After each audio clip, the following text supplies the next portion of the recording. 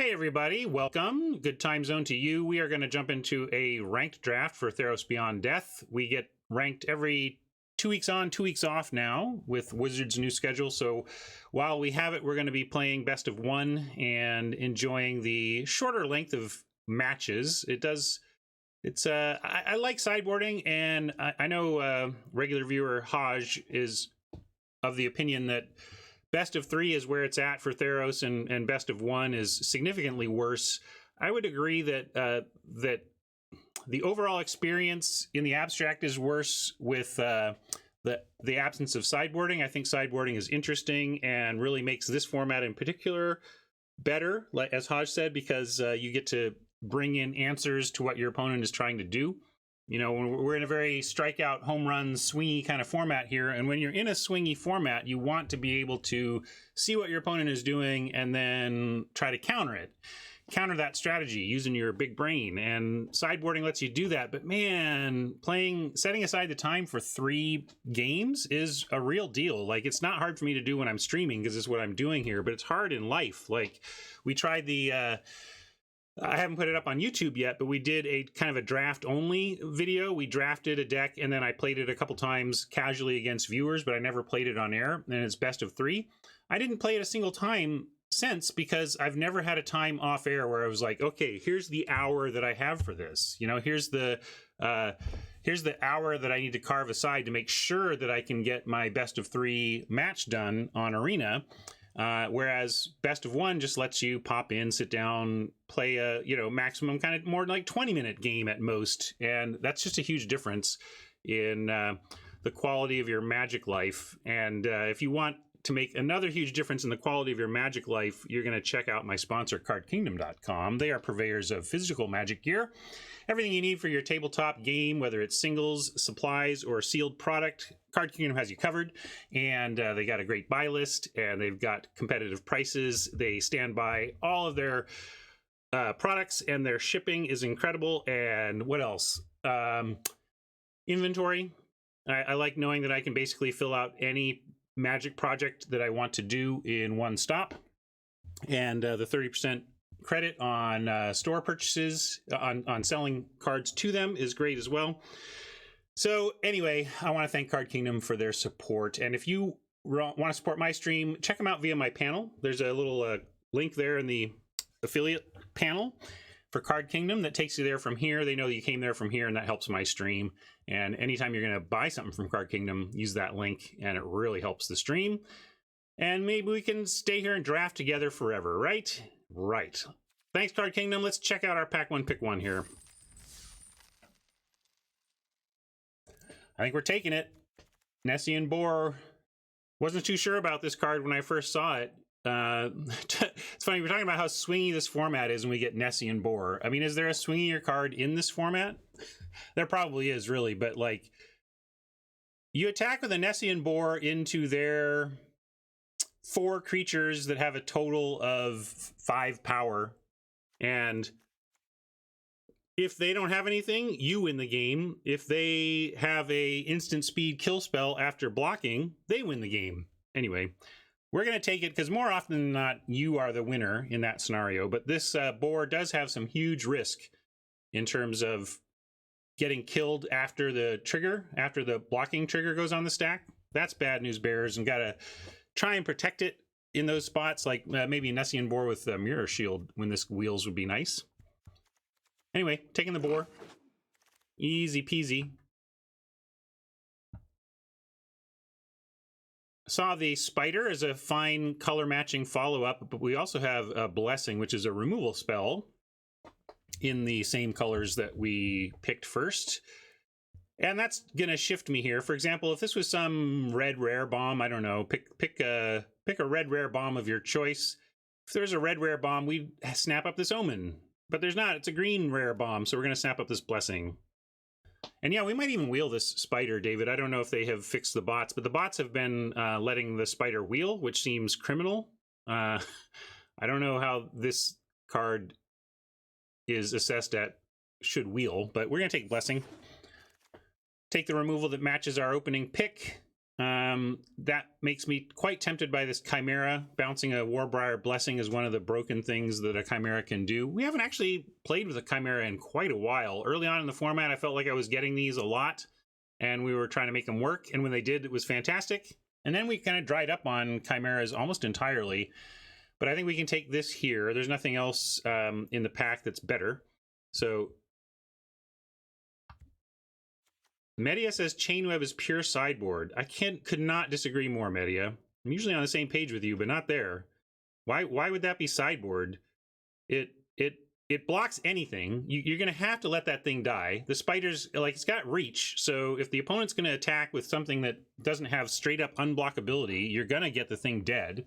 And then it's a recursive again and again and again 4/5 for 5.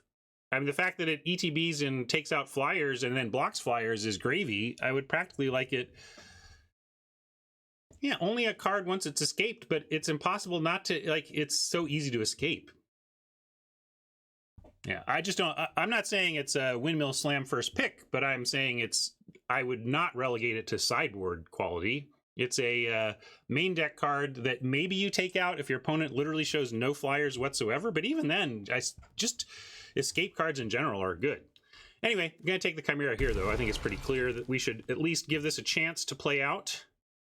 And to that end, we could grab the Training here, which is another thing that bounces well with the Chimera and fits at least in our bomb color.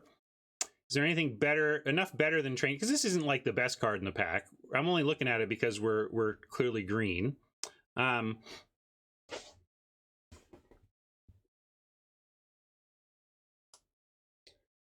I don't know what to say, Media. It has been a consistent performer for me and a consistent grown test winner when my Oppo has it. Like, I don't even know. But nobody's claiming Chainweb is worth a card on the first time around, Media. Come on, that's not even an argument. Like, that's not the point of the card.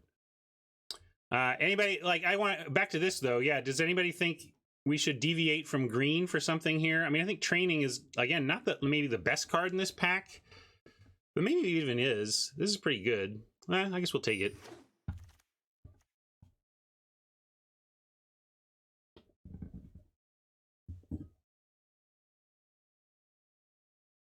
Fishify seems good here. Return to Nature also nice, but this is right where we're at.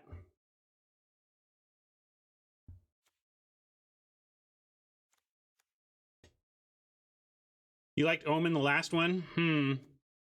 Yeah. That was the green Omen, though. We can get the green Omen whenever. Dismissal, I think it's between the two removal spells, and I'll go with the Fishify. A little more reliable. Here's another Omen we could grab, but not over a Witness. It's coming together here. I haven't been this solidly green-blue opening a draft in a while. We'll take this, and we will start thinking about splashing. Like, we could grab an Amulet here, or but with the binding is too just generically good in a green deck not to take it. Pick 7, I think, but I do want to get some splashing tools.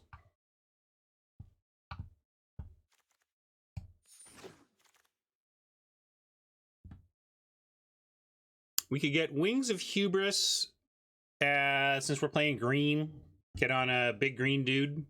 Yeah, Turtle's fine though, right? We could just take Turtle. We have Witness and Nessian Boar as kind of big closer options.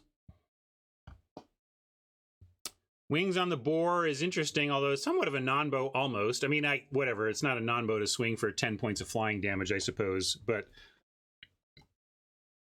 I think I still just want the generically good Turtle as opposed to the fancy play of Wings. I like the idea of Wings on a Boar as well, but I think Turtle is the more reliably good pick here. We can take Chain as well. David doesn't think this is good in green, and I believe David's point, which is generally a good one, is that you generally don't need large ground toughness in a deck that has green, because green's going to do that for you. That being said, you still need 2s, so we're probably going to take it, and again, yeah, maybe we end up cutting it, but if we run ourselves a Turtle, it won't be the end of the world.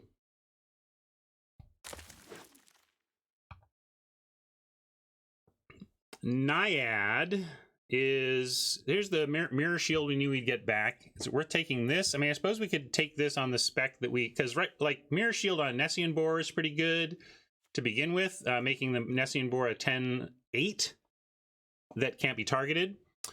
This is pretty replaceable, and so is this. So yeah, I'm going to take mirror shield.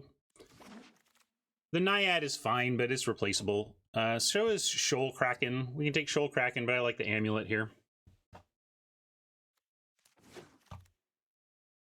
And here's a wings we could take, but we also have an omen, and we also have a nice sign of where we're at color-wise. So we found our lane for sure, but I'm curious what chat thinks about this. I love it when I have a pollable pick at pick 11. You don't usually, but I'm going to ask here because David is slamming omen, but I doubt everybody is slamming omen. I do think it's omen or wings. I don't want towering wave or sage, but let's see about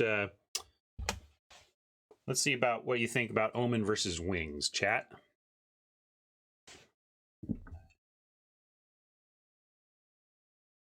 I can go to curve view as well.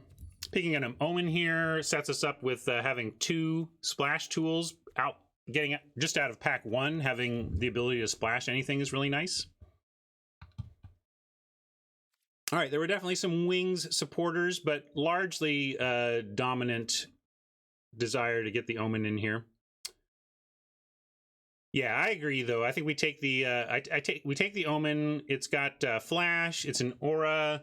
I'm sorry, it's an enchantment. We are going towards some enchantment fall stuff. Bouncing the omen with Chimera is also good. So anyway, lots of things going on with omen that make it the pick over wings. But the fact that we can expect to get a lot of omens is one reason to consider wings, but wings come late as well. We'll take omen here over altar. They're similar cards, of course, but this actually just gets a card out of your deck, this is much better for this than the altar. And I love getting a Colossus late here. We'll run this 6-drop, especially when we can pick it up 13th.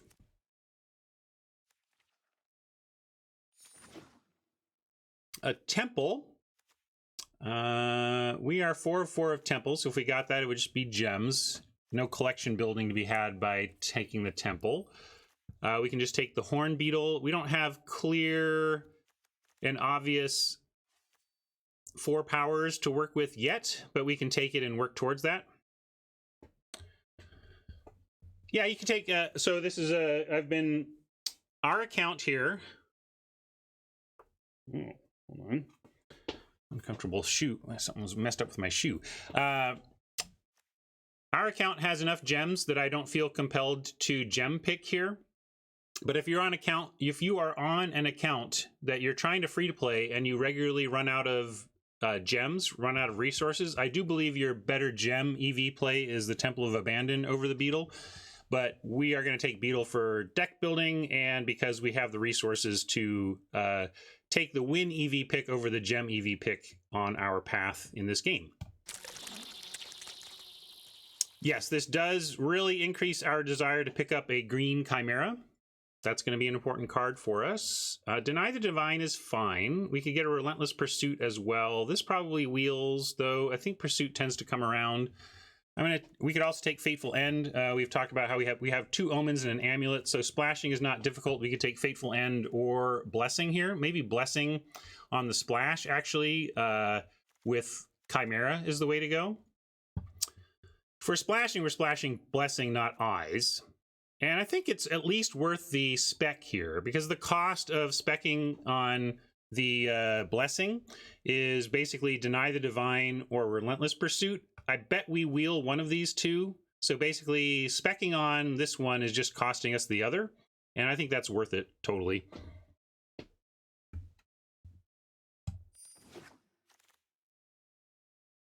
Oh ho! Well, coming up too much Millhouse here. I want to take the pack. We really want Omen of the Sea. We really want Nessian Wanderer, and we really want Eutropia. And we'd accept a Hydra's Growth, a Turtle, and another Amulet. But boy, this trio here is making me wince. But yeah, we slam dunk Eutropia. We got to. She's right on target for what we're trying to do. It's just sad to ship this other stuff. Another Beetle, or first Chimera, or second Blessing on this splash. This is probably worth a pull. Get this going right away, though. Pull. 20-second pull on Beetle versus Blessing for the red Blessing versus Chimera for the green Chimera. And those are your only choices. If you're taking something else, you're wrong. It's got to be Horn Beetle, Blessing, or Chimera. Might want to take first Chimera over second Beetle to really try to get that chain going. But man, we have more of a chance at a second Chimera before this pack is out. But also taking a second Blessing really does lock us into splashing the red, which we can totally do. We've got Amulet and 2 Omens and this great card for it. So don't sleep on the Blessing either. Maybe that's really what the deck's power is about. Interesting pull. Love it when we can get a 3-way pull that comes this close on all 3. But fine, you're making me figure this out, right? Well, I'm going to take Beetle because we don't know 100% we're going to splash yet. So it seems wrong to take a Blessing when we have a sure playable. And we're early in pack 2. I think we have time to pick up a couple of Chimeras, and we only really want a couple of these. Whereas we will, yeah, curve might help us decide, but I mean, see, this says, hey, we can afford a 3, but I still think what I want to do is load up on the Beetles and really focus on picking up common 4-power green cards over the rest of the draft. Yeah, pack 3, I think I take the Enabler, the 4-power, but pack 2, I think we have time to be greedy. So, let's see, anything splashable here? Not really. We can take a Shoal Kraken and I might play it. It's not the end of the world to play a Shoal Kraken. It does stuff in this deck especially. It's fine. Yeah, Miles is right. It's the right word for it. This is fine. All right, we have another Omen, which I don't think we need. If we wanted to add this to the red splash, either of these two to the red splash, we could. Like, this is a 4-power Warden. We could take this and it would help these Beetles. This is another Wings, but we don't take Wings in this pack over Training. I know people are really, some people really want to make the Wings happen in this deck, but I don't. I think we're looking at either splashing the Warden for the 4-power effect or the Training. The trouble with Warden for the 4-power effect is that I guess we, like, maybe this makes, eventually this makes a Beetle big enough to attack. But I think, and also this would be good. Like, this is tempting because we have this dream of one of our 2 Beetles into the Warden on 3. But let's think about that. How is that really going to happen? Even if we got an Amulet on 1, it wouldn't find us our red source in time to deploy the Warden to support a turn 2 Beetle. So I think it's dreaming pretty big to want to splash the Warden here, and we should just take Training.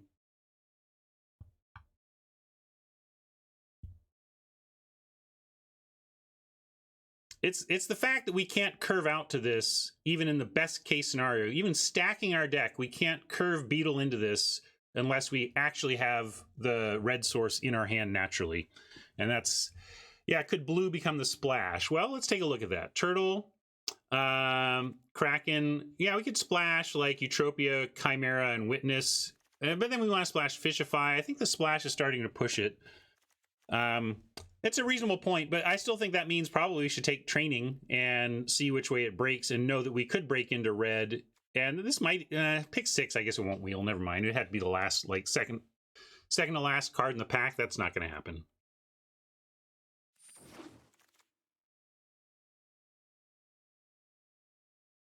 If we did think we were possibly going to be main red, we could take the Rage Hound. Rage Hound with one of the 2 trainings does make it 4-power, which works with the Horn Beetles. I'm not a big fan of Petitioner. And we already have 1 Colossus, and it's a pretty risky card to begin with. So unless we're like thinking we're going to play a Skirmisher or a Chain to Memory, we probably hedge on Underworld Hound. And let's check on whether this is a Skirmisher deck. Sometimes you end up there. I mean, this is a place where you know, I've said the problem with Skirmisher is that even if it were constantly on, even if you triggered the Constellation once each turn and it was a 3/2 for 2, it wouldn't be that busted. It would just be good. So if you take its ability and give it every single time, it goes from bad to good, which is hardly a big plus for it. But in this case, we might actually get it every time, and maybe we'll get it multiple times. Like it does actually fit in this deck more than any of the other ones that we've considered playing it in. It is a crappy hero. That's a good way to put it. Yeah, we're not very aggro, right? We want to try and win in the late game. So yeah, we'll hedge on the Hound, but I doubt we'll play this. I just don't think we are super interested in any card here. We got a Forerunner or a Relentless Pursuit. Really like the Pursuit, but probably just need a Forerunner here. Nice with a Boar, especially. And Chain is a reasonable pick. Headshot, I think we'll get a Chain chance again this draft, though. Yeah, let's grab the Forerunner here. Here's a place we can pick up. Welcome, Amazonian viewers. Glad to have you here. 245. What a big raid. Thank you, Amy. Welcome, Amazonian viewers. We're here mid-draft here. We've got a good start to our, looks like a green-blue deck, maybe splashing some red. And we've got Eutropia. We've got the Chimera. We've got the Boar. Those are kind of our big things to see. We're on double Beetle right now, trying to make that work as well. Looking for tools to support 2 Horn Beetles. And for those of you from Amazonian Stream who don't know me, my name is Ryan Spain. I co-created the Limited Resources podcast with Marshall Sutcliffe back in the 2009. Then I left that podcast to work at Wizards of the Coast for 7 years. And after I left there, I started streaming mornings, weekdays Pacific. And here I am. Welcome. So what does this deck need? Let's take a look at Curve. I think this is probably Pursuit. This is best of 1, so we're unlikely to main deck the Plummet. We could take the Starfish, a Lionfish. Lionfish probably plays in this deck. Like, we could cut the Turtle. I think we just take Fish here. It's fine. Oh yeah, here, let me get into this view, and then you'll... yeah, that view... can hard see the fives, but here they are. We've got a Forerunner, a Boar, and a Witness. All right, this Deny came back. We'll take this Deny here pretty easily over another big Colossus. We can grab Amulet number 2 to go along with the 2 Omens and really set ourselves up to splash whatever. But will we play a second Turtle? That's the question. Because if we play a second Turtle, we can just take the Turtle. But I think we're trying to get a little more aggro than that. Let's just take an Amulet, and then if we do splash, we're really set up. I don't like Unknown Shores unless I'm specifically playing 4 or 5 colors. I would never run this in a 3-color deck, and right now I don't see us double splashing enough to make it worth taking a Shores. Frankly, if we take an Amulet, we could probably double splash anyway between 2 Amulets and 2 Omens, so... we'll take the Amulet on spec, but probably not play it. Probably not play anything there. This is a nice spot to grab a Nexus Wardens. We're a little light on 3s anyway. A nice defensive 3 to help us survive to our powerful late game. Memory Drain maybe sees play here. Probably not. We're going to try not to, but we'll see. All right. Nadir Kraken is going to be our pick here. Just pretty bomby and solidifies that we are indeed a blue-green deck. We are not going to be a red deck. Somewhat of an argument that we could take the second Chimera and really build around the double Chimera, but I don't think you can pass the Kraken. It's too good. It'd be lovely to have a pair of our engine cards, but this is just too good.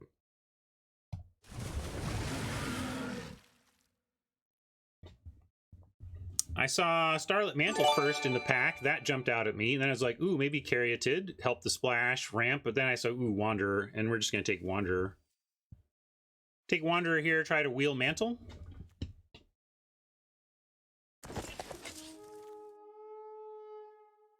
Brawler, again, jumped out at me right away, but I actually don't think we want a Brawler over a second Blessing when we do have the Chimera we're trying to work. That being said, this doesn't need any help other than having mana to be like a 2-for-1. But yeah, with where we're heading in this deck, I think we do want it over the Brawler. Yeah, pricey 4 power, right? It barely matters to the Beatles. Like, by the time you're using this to make Beatles big. I get it, Craig. The thing is, this is not bad without it.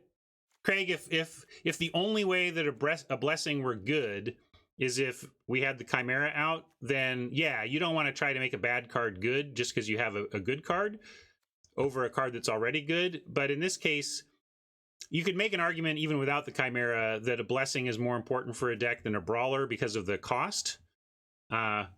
So I'm going to take the Blessing. All right, this is just what the doctor ordered. It was just about to call out how badly we needed a Chimera. And if there was another Chimera in the pack after this, then we could just like take a victory lap and call this deck awfully good. But I'm not going to plead for another one. I'm just going to take this one. Probably need the Huntmaster here over Forerunner number 2. This gives us another 4-power creature. It takes another turn to get there. It's not a 3-drop, but I think we take it for the synergies. It's unusual. This is a better card. We already have one of these, and not much going on at 4. We don't want to play the Memory Drain if we can help it. So, yeah, take this. Ooh, Caryatid or Hubris, or even a Commanding Presence. We talked about how we could double splash if we wanted to. I don't think this is really worth extending our splash that much for. Are we playing the wings? I know you want wings, and I know it's cute, but are we playing the wings? I mean, look at this deck. I just don't think we're playing the wings if we take it. That being said, are we playing the Caryatid if we take it? Let's cut the Hound. Probably, honestly, just cutting the splash. Like, this deck is going to be tight enough as a 2-color, I think, to focus on that.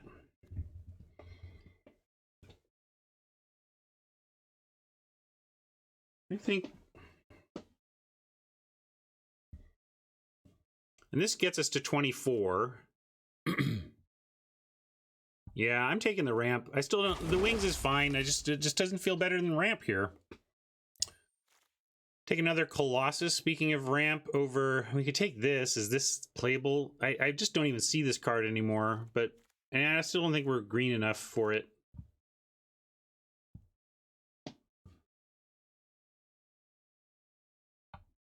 I'm going to jump in. I'm going to take the Colossus.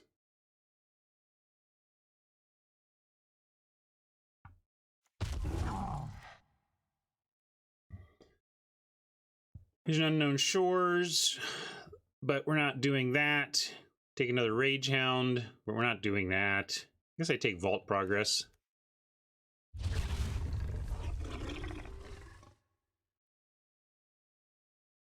Another Altar, or another, another ramp source, Plummet, or Hound. Don't think we're running any of these. I will take... Yeah, I can take an uncommon for Vault again here. I guess we're not... Yeah, we're just not doing the red thing, so Vault Progress is correct. Nothing is making the deck ever here, so Vault Progress. Mantle came back. Nice. Hoping it would, and it did. Yeah, we do have skeet shooting potential. But I tend to like to do that only if I know they also have flyers anyway. I take Nexus Wardens, or really Eidolon of Philosophy may have a home here, as we are trying to go pretty long. And I don't think I'm playing 2 Nexus Wardens, so I'm going to take Eidolon to have it as a possibility. Another Mirror Shield to consider. And another Omen.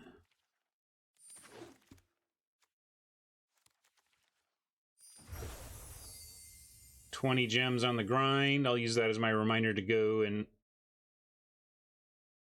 update my spreadsheet.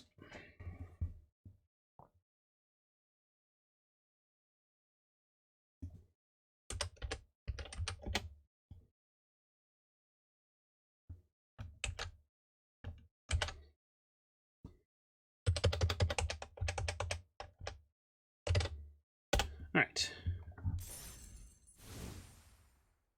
See your radar. Holly to the top right. You got it. Let me know if I missed anything else.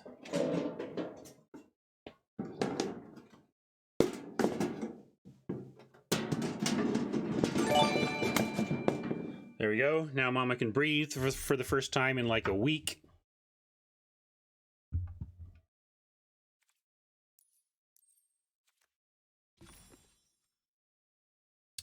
$19.9 is our current split, so we want to focus on creatures that we don't like.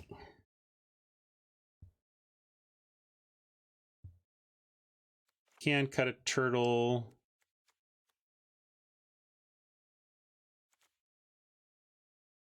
I think we cut the Kraken, cut one Colossus.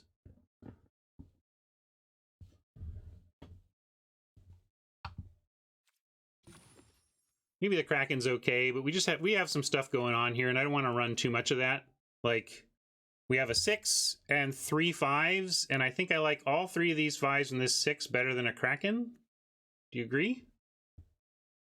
If we play the Red Blessing, we are running Omens and Traveler's Amulets, and like we do some stuff to our mana base that I don't want to do.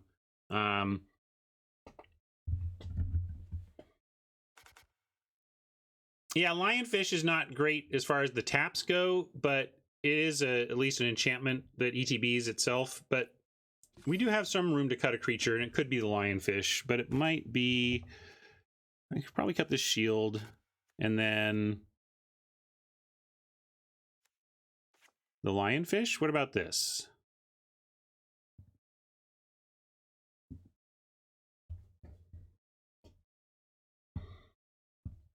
Binding is not amazing, but it is an enchantment for Constellation, and it is bounceable by Chimera.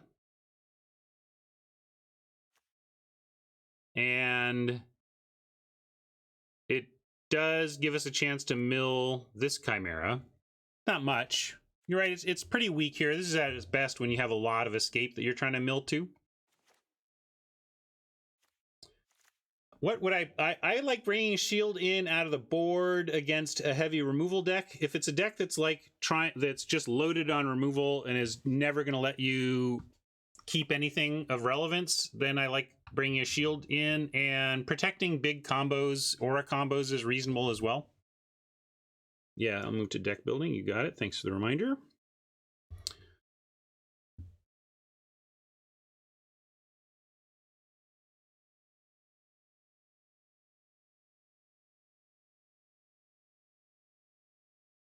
Binding isn't amazing, but it still it does useful things.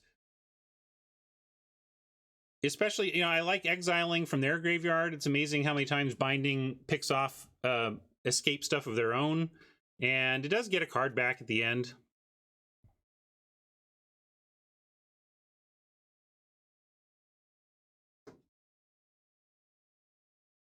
Let's see. So there's there's some people who would like to see Binding cut and something else brought back in, like a shield or maybe the Kraken or a turtle.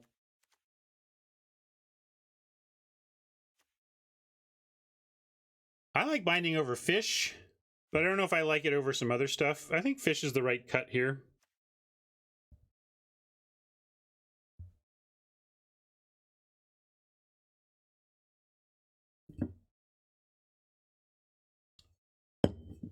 All right, let's try Shield over Binding then.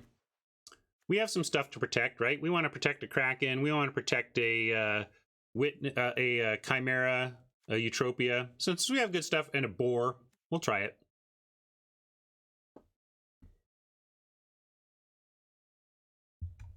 And that's another, Zori makes an interesting point that you can also adjust your deck as your win-loss record changes, because as you get more wins, if you're 4-0, you can expect to face bombs and really good removal. So that is a place where maybe the Mirror Shield improves. All right, let's go. Let's see. It was Tron who had the lands. And what did you say, Tron?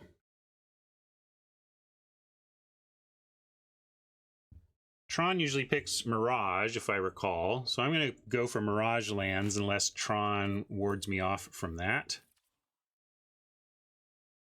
Yeah.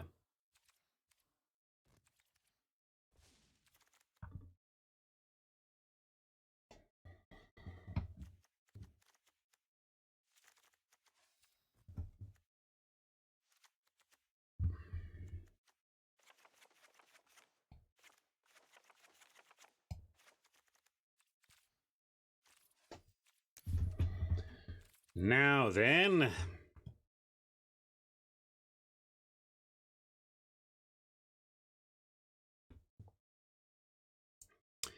Shield and Mantle are... Well, I don't know if they're redundant. Redundant suggests that the second one is valueless, whereas you could say we have a density of this effect, but I don't... It's not that one is useless when you have the other. Yeah, you protect 2 threats instead of 1.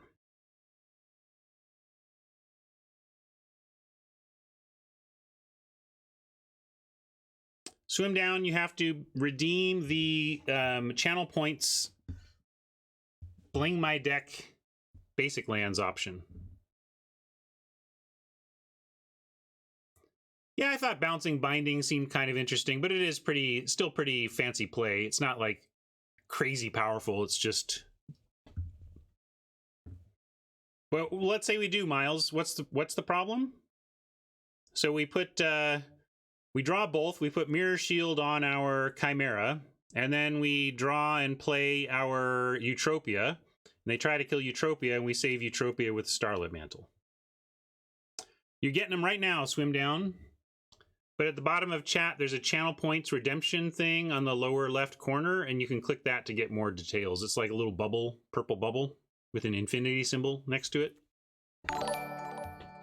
Well, no, for me it says infinity. For you it probably says your total. But since this is my channel, it's like I have infinite points on my own channel, I guess is that what that means. But you all don't have the infinity symbol, I bet.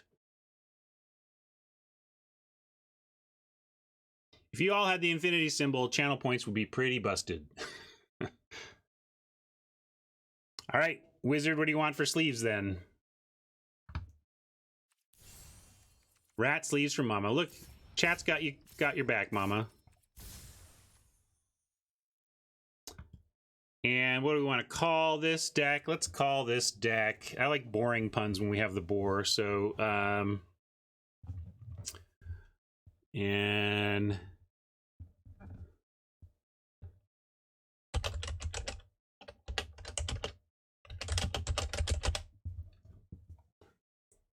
Controversial opinion.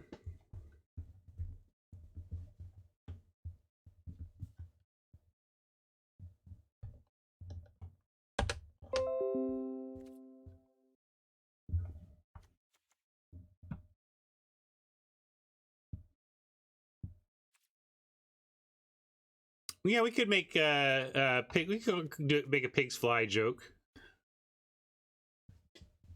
I'll leave this for now, though. Let's play. Add this to my decks.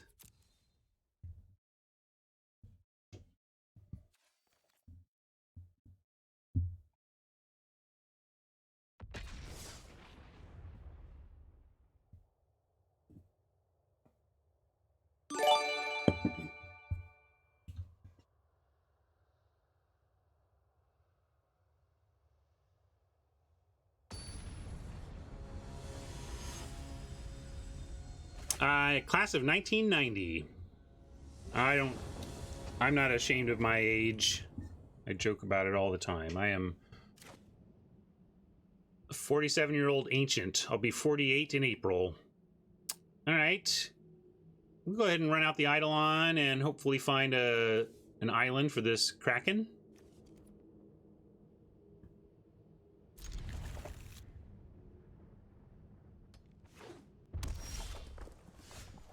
Not an island, but at least a land, so we can drop a Chimera if nothing else.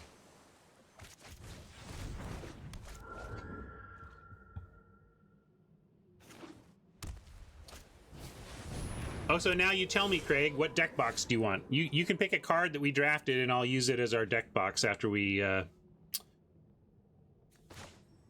get out of this game.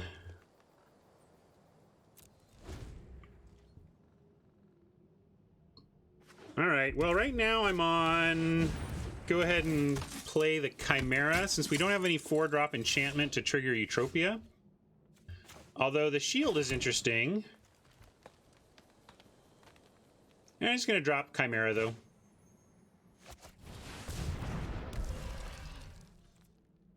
I'm hoping we find us... Like, we're under some pressure here. Boros is putting the screws to us, but if we can get a shield down such that we have another turn with 5 mana where we can drop either a Nadir Kraken or a Eutropia, and then put the shield on it on the same turn, then getting a shields down, no pun intended, moment where you can hexproof up your awesome creature is really important. Of course, it's not going to matter if we don't find more land. We're a bit stuck here, and I'm not going to set up like a Mirror Shield play because there really isn't one. Like, if we drop Mirror Shield here, it's got Equip 2. Well, what happens next turn that makes any use of a Mirror Shield? Like, it's impossible. Basically, there's no way we can use the shield next turn, so we shouldn't do it. We're going to run out Eutropia and hope she lives.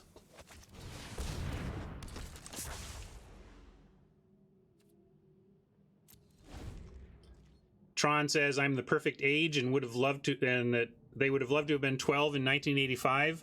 Well, let me tell you, what's funny is that the kids in Stranger Things, they are me. Like, the kids in Stranger Things were 12 in 1985, you know? And that's, so that show hit me right in the feels, because, boy, that was my time that they were showing. All right, well, we've got their first attack. Now they're crashing in hard. Let me read cards to make sure I'm not doing something dumb, because we're going to block the Chimera somewhere. This escape, yeah, it just has haste, so it goes back. This, I guess we kill this, and then this stops getting big. Also, this tramples, and so it would do the worst job of absorbing damage. Although it's not the big concern. I really just want to kill the right creature. We could trade off the Eidolon for the soldier while it does something useful.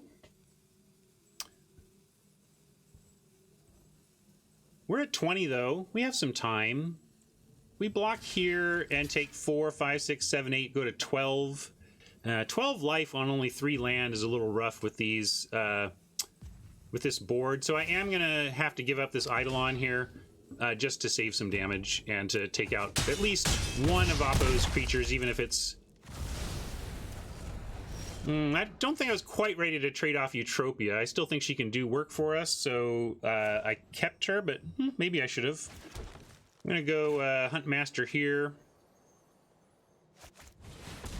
I mean, what else are we doing?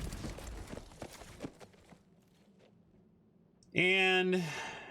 at 14 life, still not blocking with Eutropia, so I'm going to attack.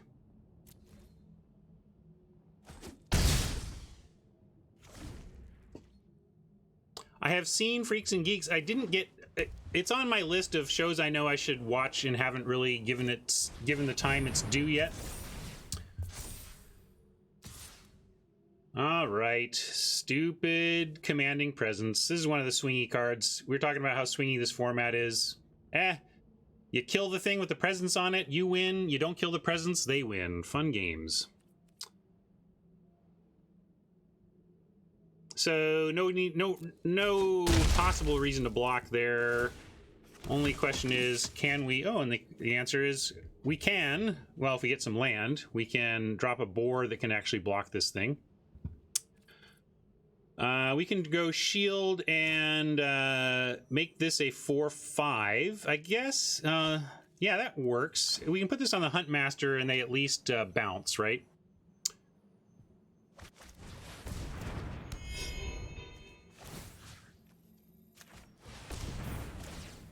Oh yeah, it's 5/6 on the attack. Well, what to do though? I had no other plays, so it was still the thing to do. Now I guess then the question is there, do I attack instead?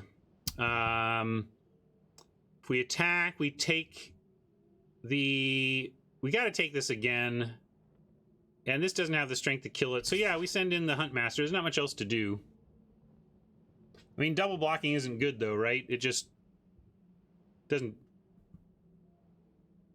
Double blocking against that first strike is just a disaster. So we're just gonna try and race and probably not succeed.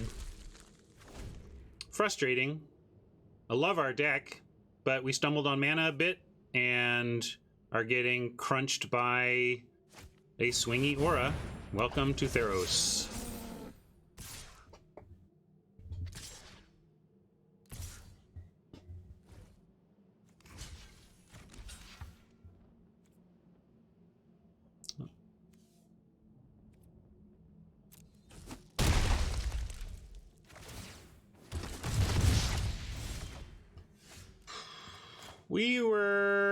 You're a little late, land, a little late. Now it's just not enough. Let's see, we could go Kraken, put shield on it, that does nothing.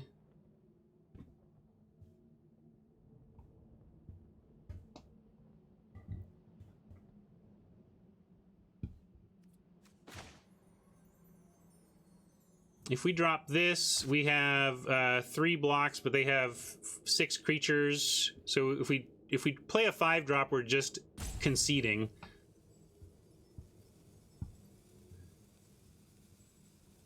I mean, if we play any 5-drop, all they have to do is math it, and we're dead. So our only choice is to play the Kraken and hope they're afraid of something in our hand. That's not going to work out. So I'll play it, though, and we'll die. We're effectively scooping, but the only, like, to play a 5-drop is to scoop.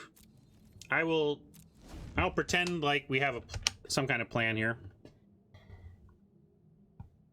Yeah, I'm not even going to run Mostly Dead, because we are dead on board if Oppo has the guts to attack all.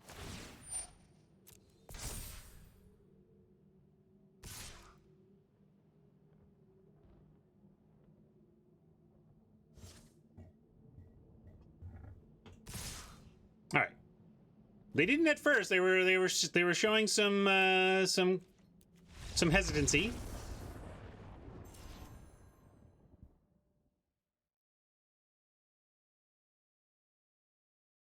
Yeah, we just got rolled by aggro. Aggro does that. Aggro can make the best decks look silly if they stumble a little bit on mana like we did. But we're in the losers bracket now. We'll see if we can't make that work. Oh, sorry, my data is wrong. We are not 3-2. In fact, we are now 0-1. I think everything else is correct, though.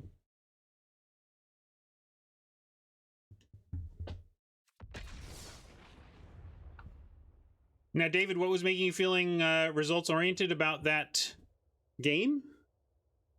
Oh, yeah, here I can change the deck box for our friend.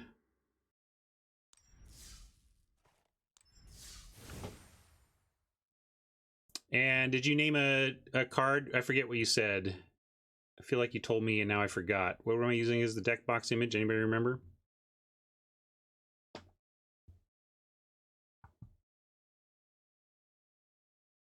Well, give me broad strokes, David. You say you'd make a lot of different choices. What choices specifically would you have made that would have made a difference in that game? Because what you were saying to me is like, see, the way I was going to build the deck would have been better in this game, and I'm trying to figure out where you would have headed with it. Titan better than shield. Well, the shield did give us a turn where we could block some other stuff. I don't know.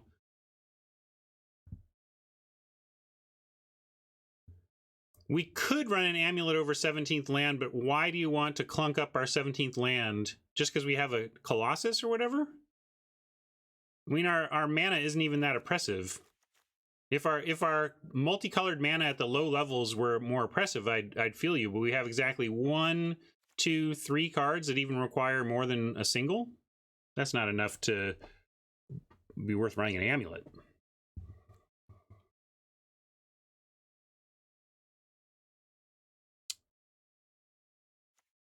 And did I get a Oh yeah, Craig. I'm going to choose for you, Craig.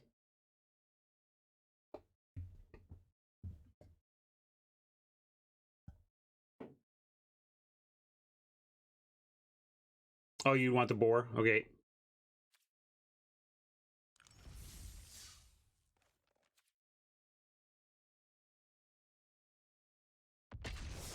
I'm gonna run it back here. Certainly, there's a lot of possibility for our final 3-ish slots in this deck, and that's what chat is debating right now.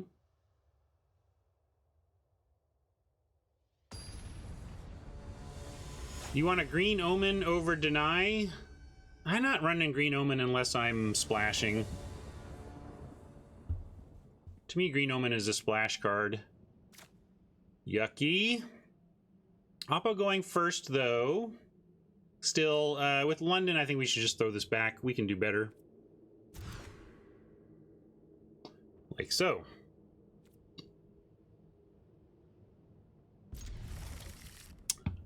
What do we throw back? Shimmerwing or Witness? Don't have anything to abuse the Shimmerwing with yet, but it only needs 1 more land to cast, whereas Witness needs 2. And if we do find green, we're probably dropping a boar on 5 anyway. So yeah, I think we have to get rid of one of our 5s, and even though boar is not yet castable, we assume we're going to find a green source by 5 sources, and we'll ditch the Witness. No interaction yet, but it is a 3/2 flyer for 4 Lizard. This card as a French vanilla 3/2 flying for 4 is totally playable and limited. It's fine. It's not amazing, but it's fine.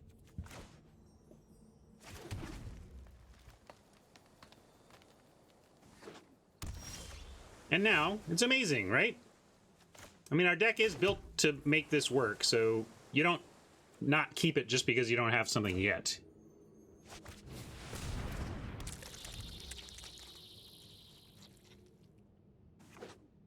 Yeah, it's not the worst Olaf, but this is like if we were pushing for playables, I'd be okay with an Omen because of the other synergies going on. But we have a lot going on in this deck and just didn't really need that, I felt. Here we're going to drop a Caryatid and hopefully ramp to a boar on 4. That would be sweet. They do have Deny mana up, though, so we may get this Caryatid cancel or counterspelled, but if so, that's fine to bait with that. We'll eventually get these out. Oh yeah, that's true. Don't attack. I like it. Let's play around the White Omen.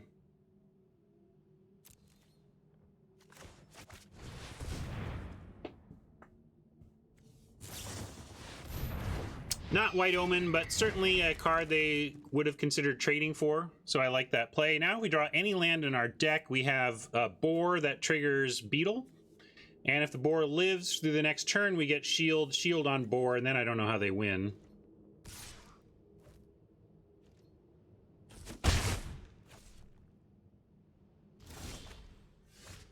No luck for us. However, we can go for a blessing play here. They're stuck as well. They didn't show.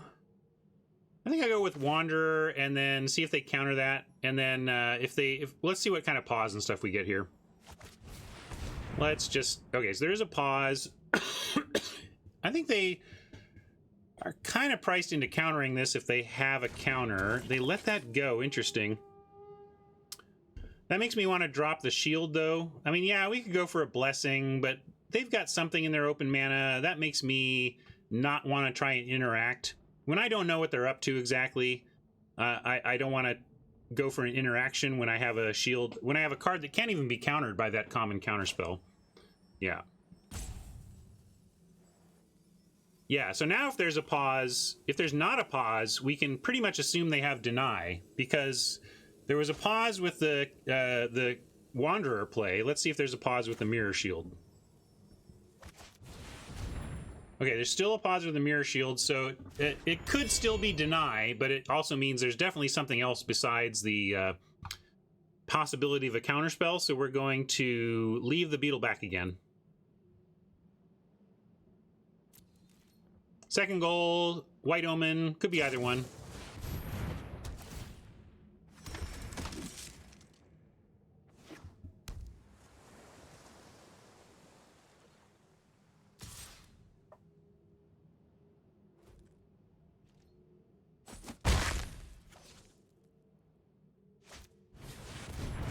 All right, at least we're tapped out now for our turn, and we get the land we need to drop the boar. Well, one turn Oppo, and then it gets rough. But they've got 4 cards, and I'm not counting on this boar surviving, you know, removal. But we get to cast it at least. If we attack here, we're trading Beetle for basically a Sunmane Pegasus. I don't want to do that yet. Let's let it keep getting bigger. And now we're going to cross our fingers and hope that our boar isn't apathetic. If the boar's not apathetic, we should be in great shape.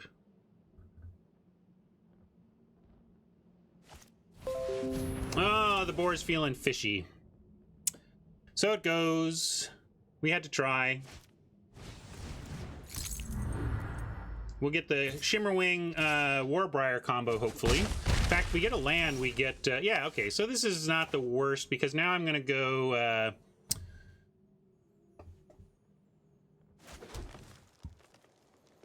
does it make it an enchantment? No, it doesn't make it an enchantment. That's the other one. The other one, the blue 4-drop makes the thing an enchantment. So, we can go for Chimera, play Blessing right now, and actually, like, take out the Pegasus, but then we go shields down again for more possible removal. Or we could just go Chimera, shield it, and then we have a 3/4 in the air, and we can do the blessing stuff next turn. I think we have time to play it safe here. The only question is whether or not we have the time with our life total to play it this way, and I believe that we do. So I'm gonna move this to our new all-star, and we can send the Beetle now since we have blockers.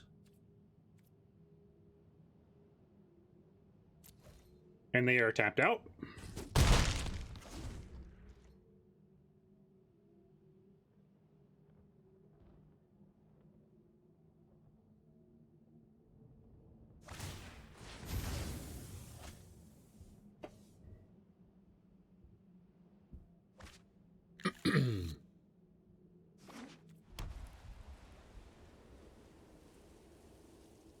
Oppo has gone Amulet for what appears to be a 2-color deck. Maybe that means they have Trawler. Like, I could see running an Amulet in a 2-color blue-white when you just wanted to be sure you had Trawler mana. We didn't play anyway to save the boar. We have Binding that we chose not to play. I don't think we have, and we have no enchantment removal. So that boar is as good as dead. We're never getting it back.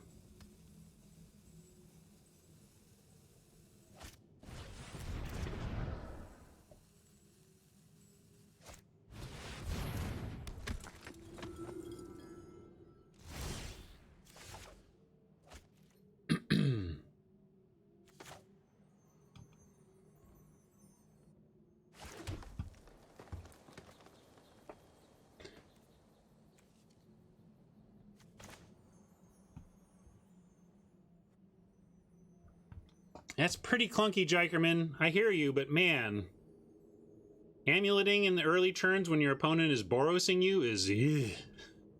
Yeah, let's start with the Pegasus.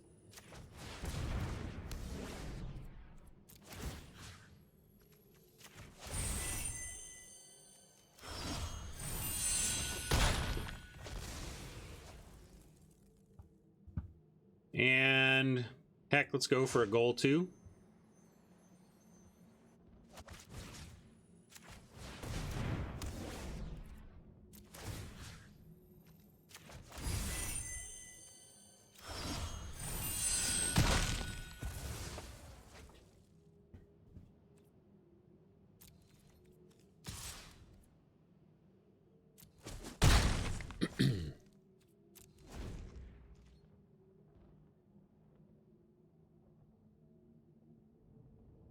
Well, we've got our, I don't know what they have in their hand. It's possible this Mirror Shield is not actually doing anything because they didn't have anything to stop us anyway. I don't know if they're just getting desperation here. I'm gonna put the Wanderer at risk. We've gotten a lot of value out of it, and if they want to use a spell from hand to take out the Wanderer, I'm actually happy with that use case here.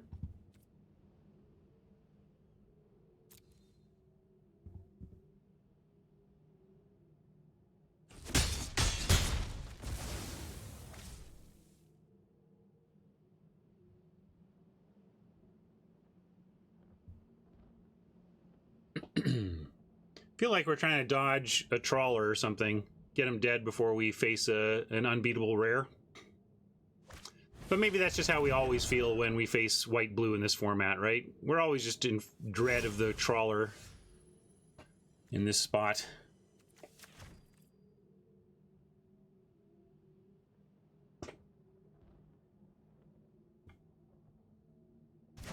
We'd like to find a... this could get it done. Yeah, we can get the Chimera to 4 power here, and that will at least pump up the Beetle.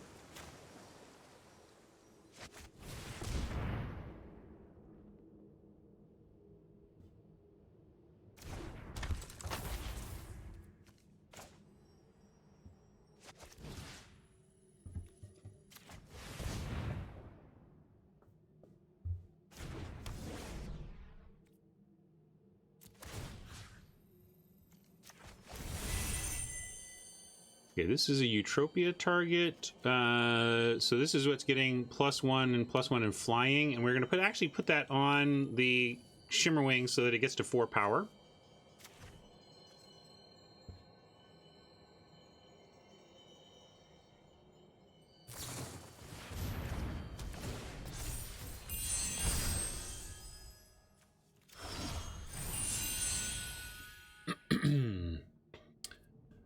That's no problem for us that they use that. Yes, we didn't kill the Evangel, but whatever. We got our Beetle up in power, and we're going to crack for 8. And I think we're pretty solid at 11 here. We can even take an Evangel attack next turn.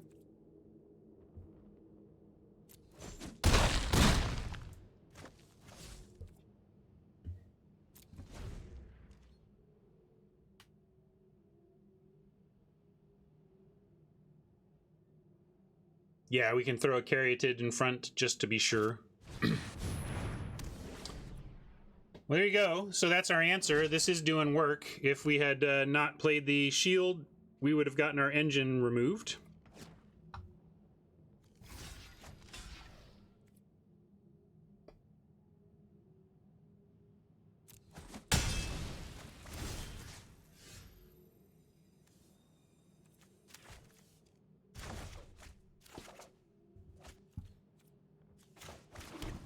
Not bad either. No, that doesn't work, Lizard. It's already... And if we did anything like that, they didn't have the mana. I mean, we could have done something, but no, Hexproof doesn't take things off that are already on.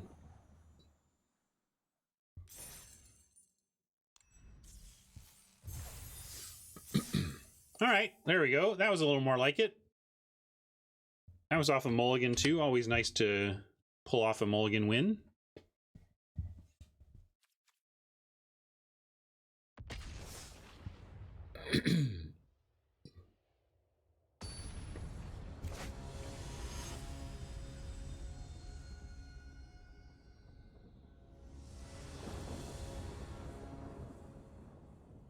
All right. Eidolon, no big deal here on turn 1. It's not triggering anything, and it's not going to draw us cards forever, but we're still going to play it.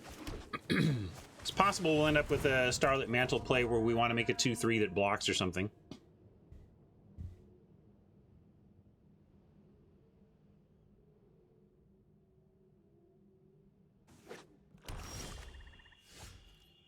There's our 5th land. Now we have the boar locked up.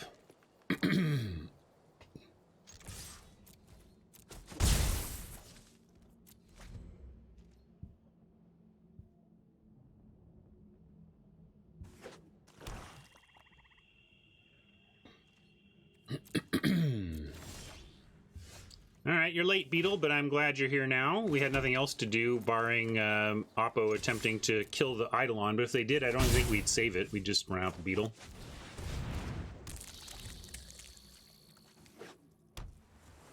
My cough? Did I cough?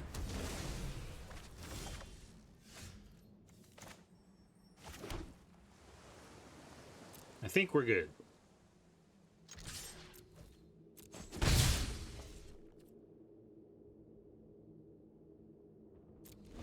Well, we're gonna go for a boar next turn and probably have it killed, honestly. To the extent that if we find anything else to do, I'll probably do that. Although this makes it such that we might just have to risk it here. Yeah, nothing else to do, and we at least get a Colossus next turn if they do something about this. Crossing fingers, but against black-blue, my hopes are not high, I'll tell you. Yeah, that's the thing. I mean, they're... expect the boar to die here, and you won't be disappointed when it's dead. And if they somehow don't have what it takes to get the boar, then we can fist pump and probably win the game given the Starlit Mantle.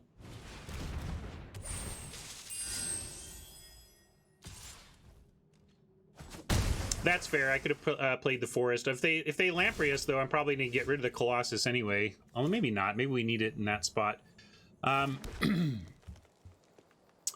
Expecting them to at least try to tap it down here, and we'll have to decide if we want to do anything about that.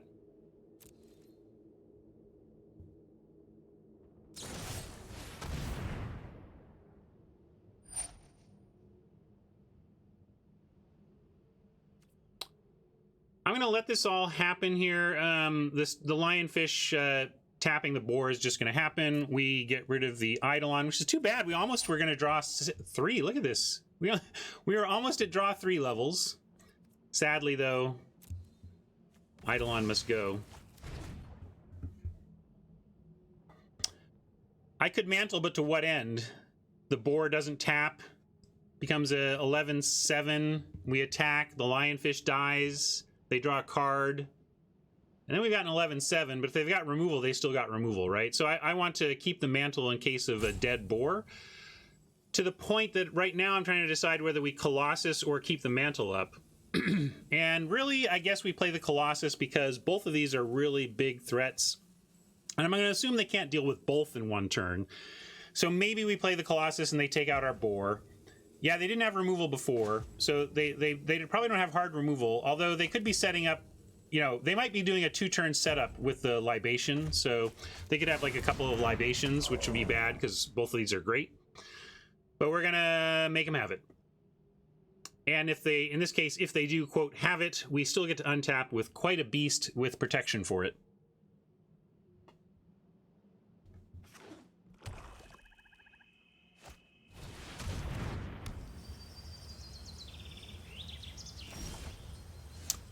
They left mana open again, suggests maybe the boar is going to be tapped. Again, I don't really care. But nope, looks like... not this time. I like that... one of the big things with the boar is whether or not you have... whether or not you're attacking into 6 or more power because of this 6 toughness. Of course, we have effectively 7 toughness, but it's nice that as a default, they don't have the power to kill the boar. Which is really where the boar gets busted. Because if they manage to trade with the boar there, they lose 2 creatures on the battlefield, they get 2 creatures in hand, then they have the boar dead, and then it's then it's fine for them. But now, yeah, they drew replacement cards, but they're just facing a boar on an empty battlefield again. And with it protected, it's going to be hard for us to lose here. They need some kind of defeat of hexproof or some sort of sweeper I'm not thinking about.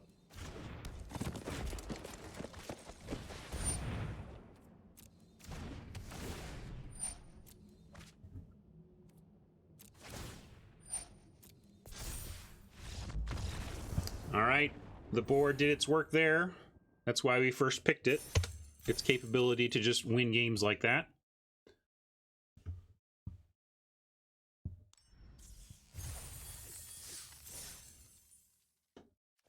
I'm gonna keep it going. Still not sure about this shield. Time-traveling supercomputer probably builds this deck a little differently than we have, but I think it's a pretty good build.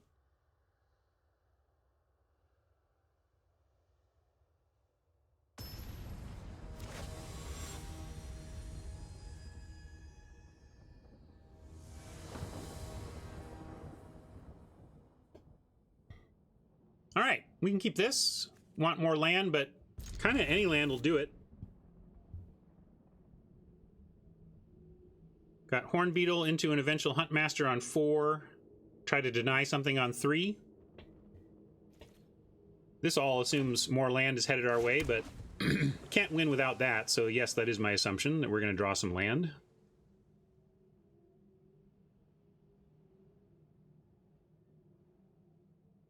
The time-traveling supercomputer is not motivated by money. Fool Auto.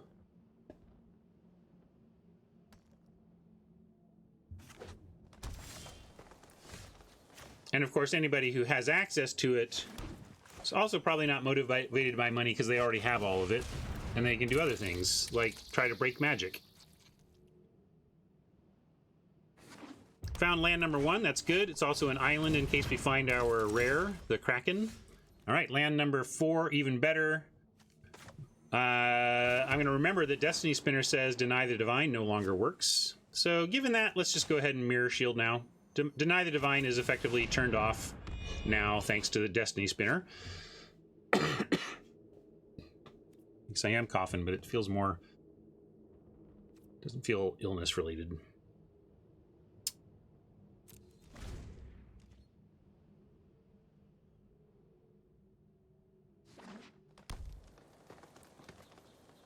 It's motivated by data, by knowledge, by information.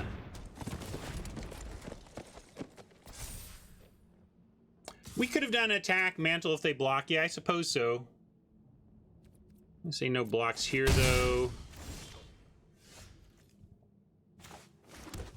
Do this.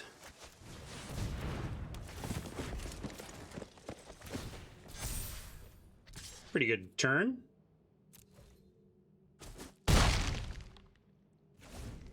No, Kraken was pack 2, pick 1. Pack 1, pick 1 was the boar. We got lucky with the rare and the colors we were already in pack 2. We were blue-green and open to blue-rare.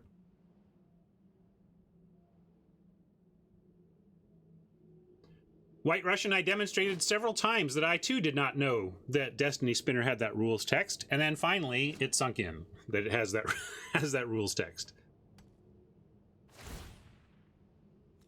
This is another one of those cards that if it had a rare symbol on it, I wouldn't blink.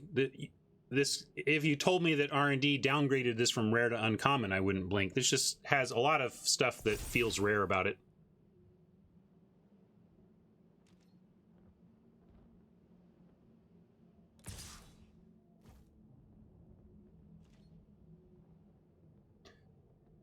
So we could block here. It seems pretty clear they have a response though, and I'm not done pumping the Beetle with the Huntmaster yet. If all the Huntmaster was doing was just being an attacker and blocker on this board, I'd go ahead and trade Huntmaster for a trick, I think, but we want to use the 4 power to keep the Beetle going. So not going to offer that trade for trick or spinner.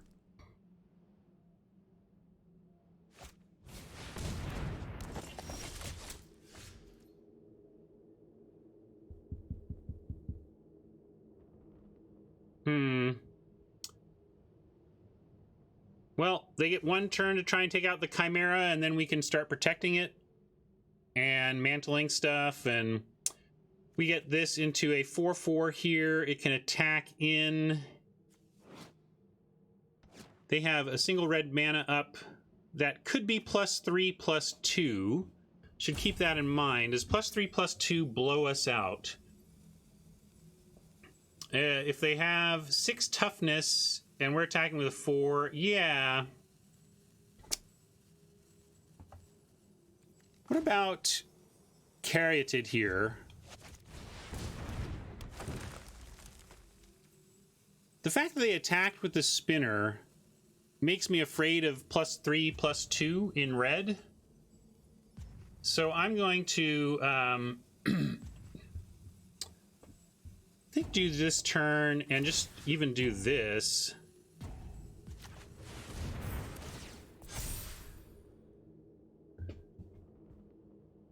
We could attack now if we want. We have the... But I think... Now I send the Hunt Master, and if they want to trade the Hunt Master for their +3/+2, that's fine. Yeah, Haj. I wish I had sorted this turn out better. I'm kind of I'm making it up as I go along mid-turn. That's not really the way to play. You should really have your whole sequencing sorted out before you even take your first action. And here I am trying to decide even if and what I'm attacking with. So it kind of suggests I did not have my turn planned out before I started here. But with, I think I'm with Harv. We don't mind if they want to trade off either one of these for the Hunt Master, and the Horn Beetle just straight gets through. So I'm going to go ahead and attack. I think we have the play here to do it. Hey Tupperware, thanks for the raid. Welcome Tupperware viewers. We are trying to draw out, I think it's a +3/+2. But we're going to make them have it, and in this case, yeah, show it. No, they go ahead and they went and made that trade. That's fine. I like it. I know most of Tupperware viewers know who I am by now, but I'll quickly mention if you are new to this stream, my name is Ryan Spain. I co-created the Limited Resources podcast before working at Wizards for 7 years, and now I stream weekday mornings Pacific time. Welcome. I worked on this here game, so you can blame me.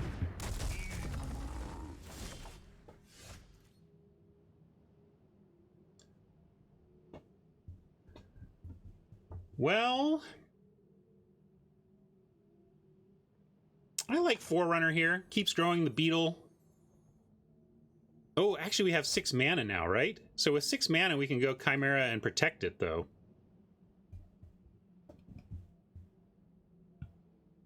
So if we go Chimera, we don't grow the beetle this turn, but we get to play Chimera and keep Mantle up. That seems really good. Beetle does not grow itself, unfortunately. I just checked that. It says another. So let's just do that. I'm gonna protect this. I'm gonna play the Chimera and we'll protect it with Mantle through the turn.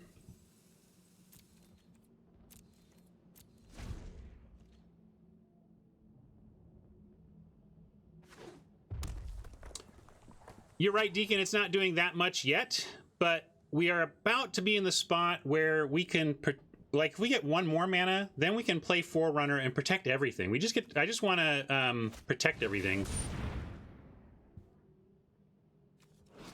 But this may change it, as long as your devotion to red and green is less than 7. So they've got a 1, 2, 3, 4, 5. Right now they're on 5, so not a creature.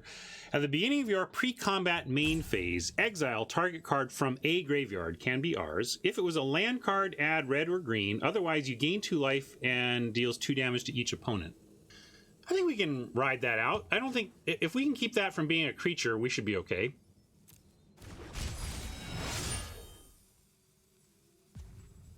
I'm protecting the Chimera? I don't know what you mean.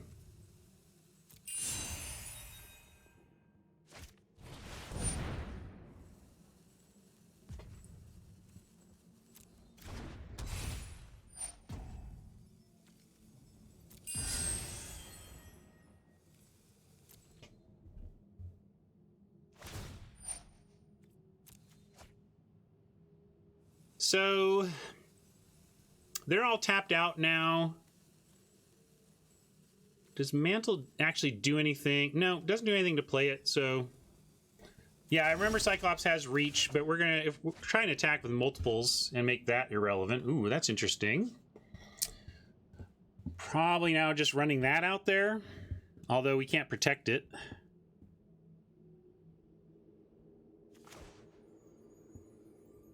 It just gives us a lot of play for next turn. And they can't kill everything awesome here.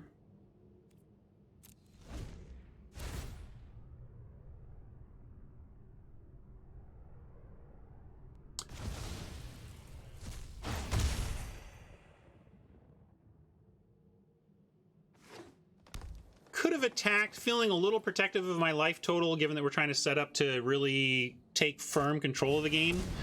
Since I'm expecting to end up with pretty firm control, I'm trying to not be aggressive, and I'm glad I didn't attack, right? Like if we'd sent in the beetle here, we'd be in a bit of a tough spot on the crackback, and I'm glad we're not facing it.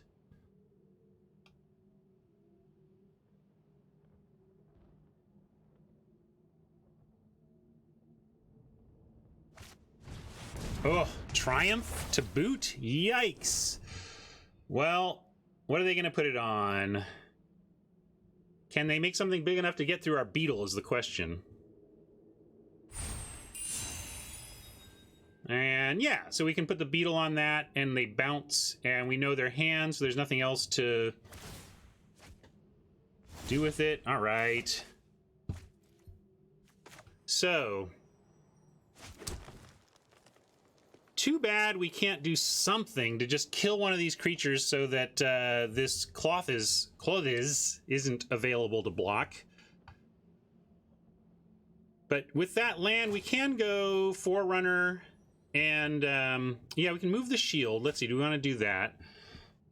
If we move the shield, what are we getting? We get 8 points of toughness, and then effectively 9. With 9, 4, 5, 6, 7, 8, 9, 10.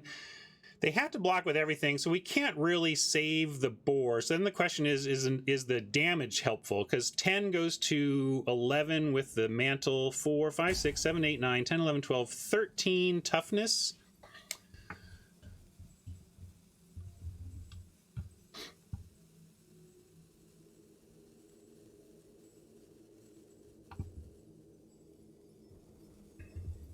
Yeah, Cyclops can't block. Good point. So then, okay, next. Again, Hourglass is out. Had to do it.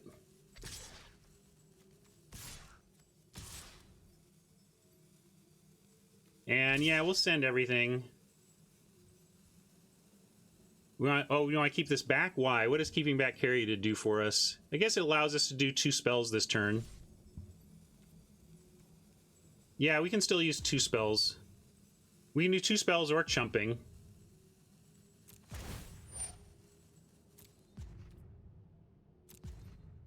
Not fully planned, but I don't have the hourglasses to fully plan, frankly.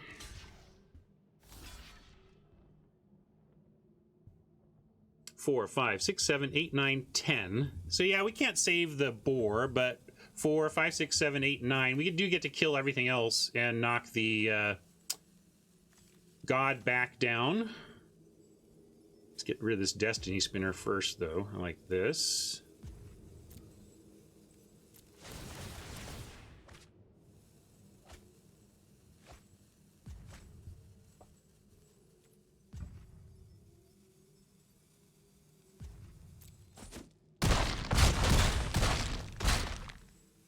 Yeah, I do like that we have Deny ready now. And if we Forerunner, we can't Deny, so I'm not going to Forerunner.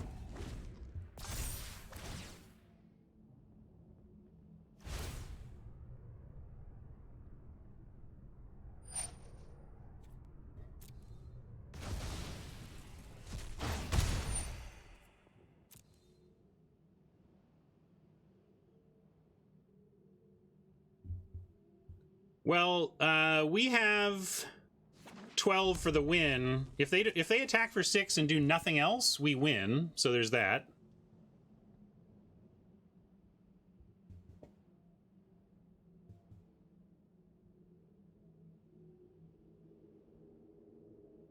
We didn't have Forerunner and Deny. We had Forerunner and Mantle, but I want the Deny up.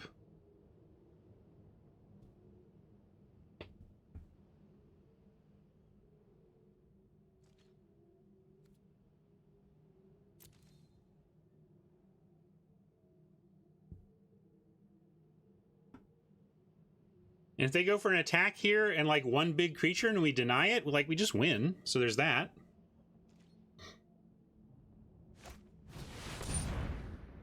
Ah, like that, for example. All right, hopefully they have nothing else.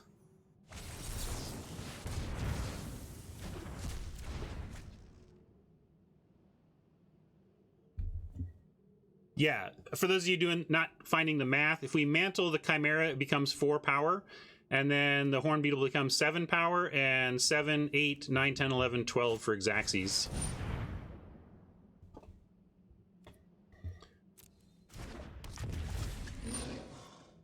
All right, they found a blocker.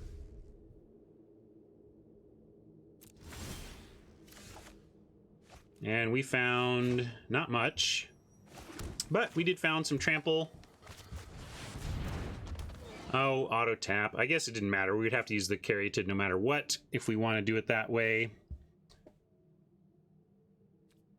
4, 5, 6, 7. Oh, good. They probably think double blocking the horn beetle is going to kill it. Oh, no, they won't. All right, I think we're just in great shape now.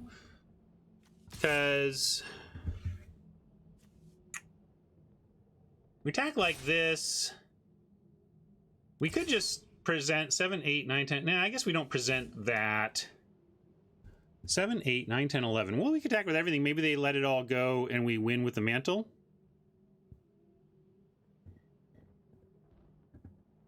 I guess we leave the Caryatid back, attack with these two, and we're fine. This is going to be... Is this going to be trouble? We get 3 to the trample, so they get 7 power of trample.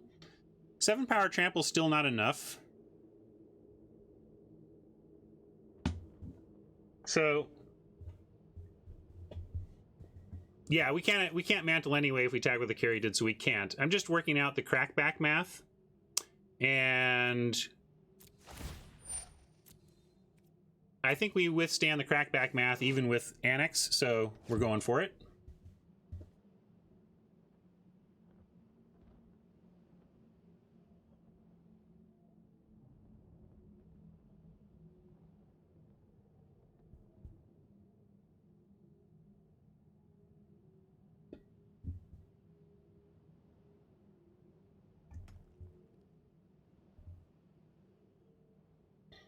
Yeah, a couple of raids today from Amazonian and Tupperware have our audience built out. Thanks to all of you who came from those streams and are still hanging with us today. Appreciate that.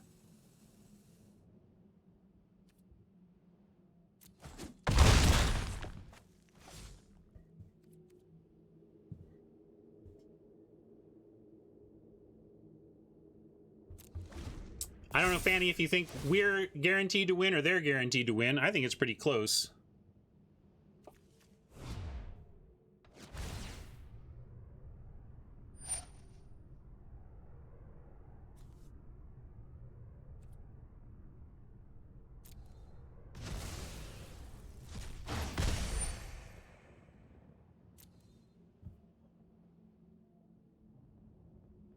Really? They got get a lot of damage in here. Maybe I'm not seeing it, but we start here.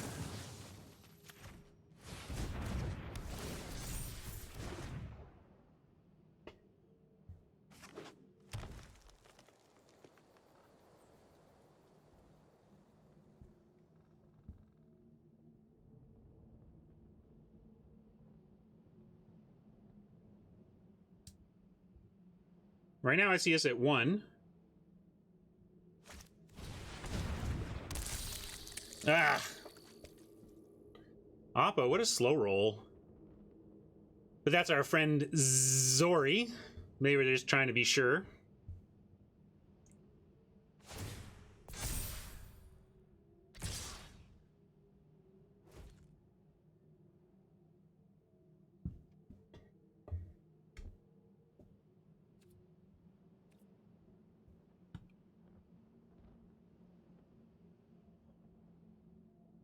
Yeah, that's deaders. Just dead. Alright. I think we played decently to our outs. Did I misplay there? I don't know. I don't know what we were supposed to do. Not sure if I missed a better line. It was a good game. Tired of my viewers coming on and beating me, though. Quit it. Go pester somebody else with your high skill plays and decks.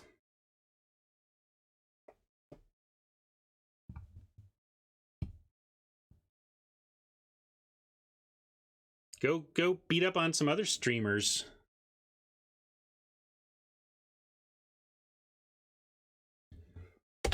What does that mean we should have done, though, Jikerman? Do you have an alternate line that could have given us a chance there?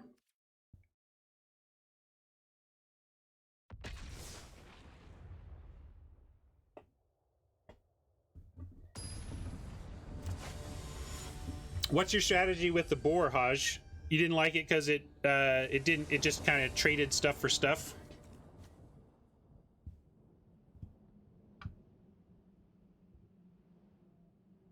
Well, this looks good. If Oppo doesn't mess with our stuff, we win. I mean, Oppos tend to mess with your stuff, but if they don't, we're looking good here. GG, Zori.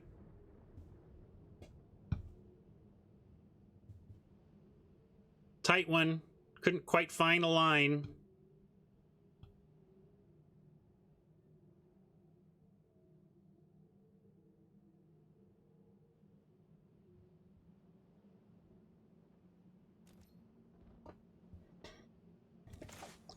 Yeah, I felt pretty good about that too. Jerk. You should have scooped then. Stupid viewers not scooping early.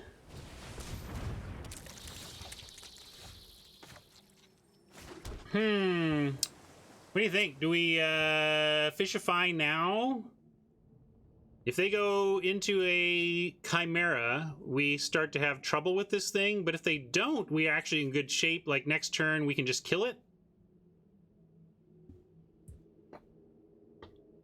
Yeah, Haj, and I'm not accusing anyone of results orientation. I'm just actually trying to figure out if there were some lines we could have considered that might have made a bigger difference. But yeah, that one's so far back, it's hard to connect it exactly to the end game, but maybe so. So yeah, we play Eutropia. If they don't specifically have a chimera next turn, but even if they have the chimera, it works. Never mind. I'm going with Eutropia because even if they have chimera, the beetle becomes a 3/3. We untap, we blessing, turn this into a 3/5, and we eat the beetle. So no big deal. Yeah, Miles figured out already what I'm trying to say now. Thanks, Miles. Into this open mana, though, I'm less likely to want to try it. That being said, I think we just go with, yeah,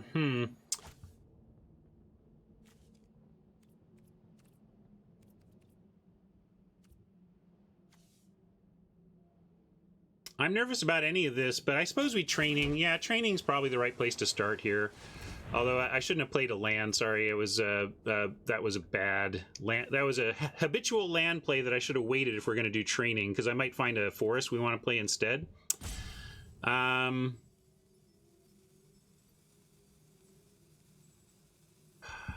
tempted to challenge their deny and just go with the chimera. Yeah, I'm with panoramics. I'm gonna go with well, yeah, we could do either one to draw out the counter, I guess. All right, fine, we'll do this. We'll do this. See what they got. I know I'm at 0, but you can't be less than 0, so.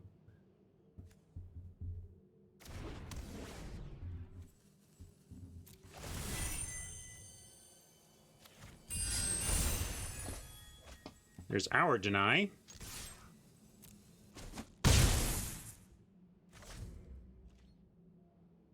Reasonable Deacon. Deacon wanted to switch to the Chimera when I played the island because there was no 2-spell play possible, but given that we were specifically trying to attract counter magic to protect our Shimmerwing, I'm okay with that play. That was kind of sad. Gotta love it when you actually do your combo and it brings your good creature into range of something like that. But that's how it goes. I'm gonna just leave the deny. I hope they try a green Chimera now.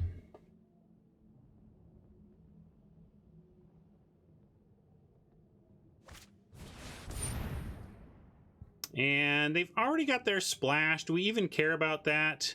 Not really, but I care about doing something with my turn. So I'm gonna go deny here because I don't want to do nothing.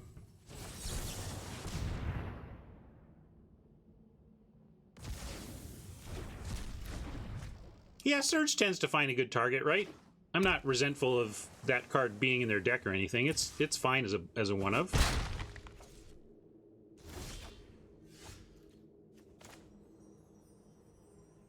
So, yeah, I'm going to Chimera. There's a chance they find the apathy for it or something, but we don't have anything else to do here unless we want to fishify the 2/2, and I don't. So let's try and hope the Chimera survives to untap.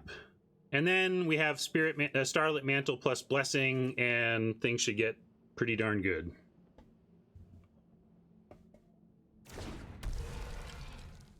But shields are down. Let's see what Oppo can do with it.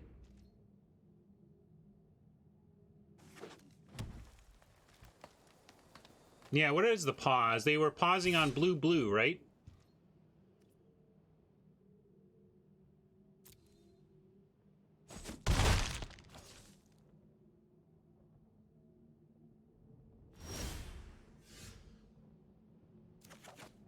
All right, we got land.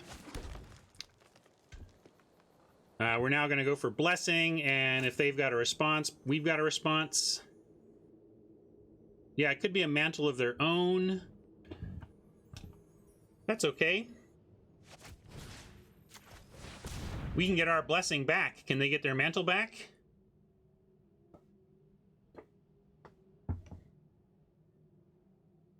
It does feel mantle-ish. I'm kind of with the mantle call, because Oppo auto tap Oppo into Island with a 3-color deck, suggesting there's a blue card in their hand, and an instant 2-mana blue spell would be Omen, but then they would have played Omen, so it can't be Omen.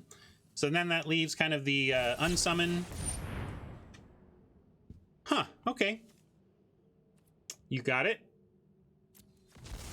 That's great, actually, because we have the other one, and they can have the first one, and we'll just bounce this one instead.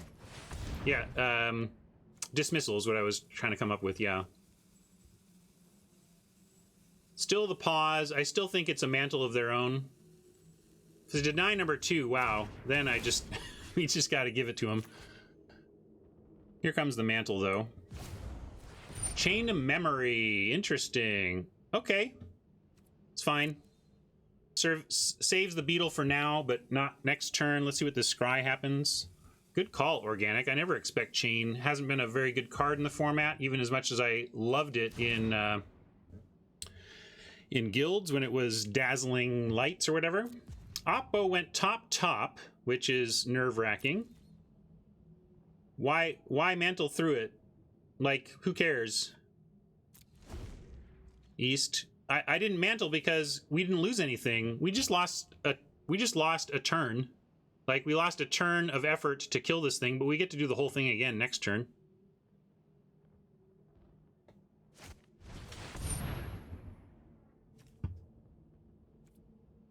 Fishify that thing soon enough.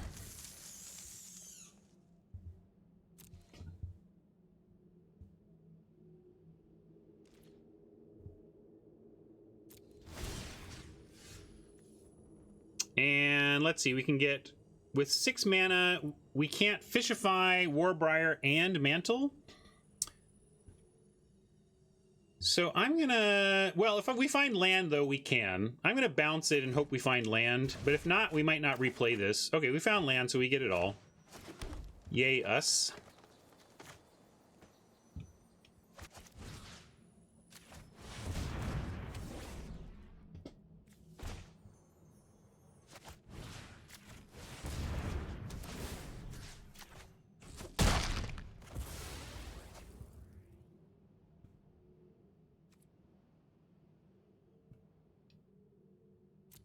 Looking good.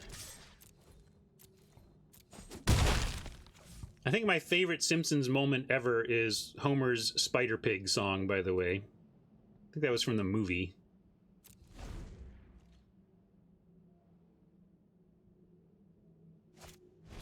Spider Pig, Spider Pig.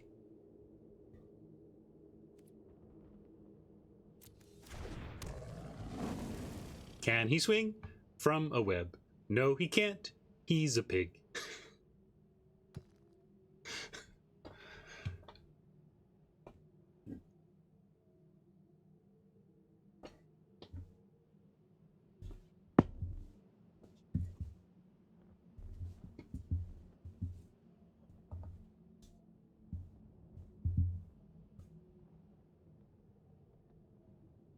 John Stuart Mill looking for the utilitarian way out of this. Can't stop that. So you get it.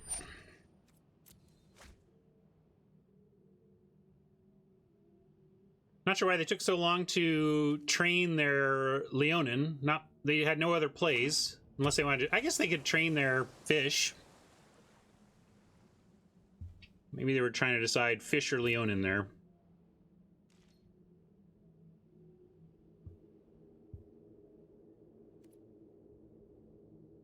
Pump Chimera. To what end? What? Like, no. I'm just gonna leave in the mantle. Oh yeah, like right. Yeah, no, I'm with you now. So you want to go mantle onto the Chimera so that we can bounce the blessing and actually successfully win combat against the Leonin. That has some merit. Right now we are losing the race, so we have to take that into mind. I'm a little worried about going shields down, but they are empty-handed and are top decking, so it would be doing it for a single turn. We can also wait. We can at least untap and draw. They're in top deck mode, so I am going to do it. That's my choice, is that they're top decking. It's somewhat risky, but it makes them really have a top deck right now.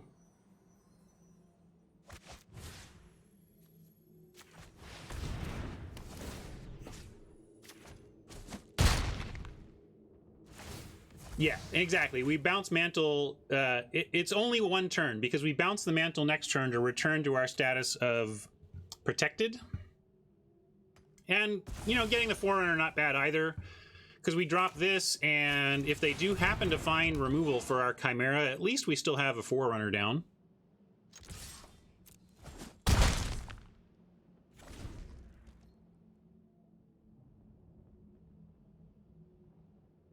Yeah, Mon, but we didn't know we were going to draw that, right? So we had to make our decision. We could have untapped and drawn and then decided if we wanted to do the mantle play after that, but then that would have restricted our mana by 2 additional mana. So once we decided that we were willing to risk their one-turn top deck, I think it was correct to just do it for the maximum mana.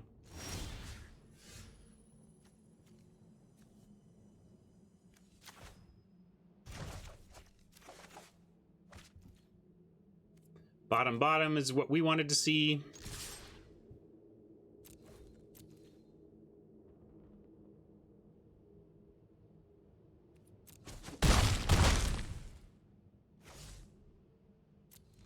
Yeah, I guess a Dream Trawler could do it for them. Although we're even in a potentially decent spot there. Because we bounce the Blessing and Forerunner and force them to tap their Trawler.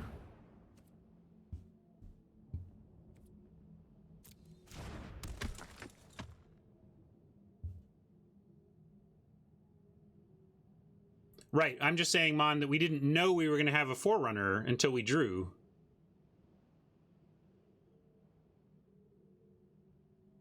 I feel like you're trying to talk about what we should have done in that spot with knowing that we were going to draw a Forerunner, and I'm saying that's not fair, right? We can't decide what we should have done based on the post knowledge of having a Forerunner on top. Hey Rob, how you doing?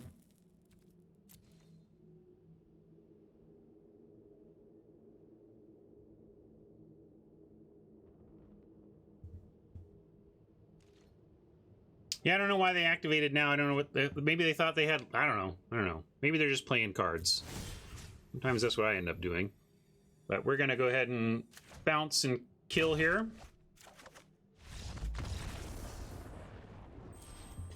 Yeah, I think they just followed my lead, didn't read their card, and were punished for it.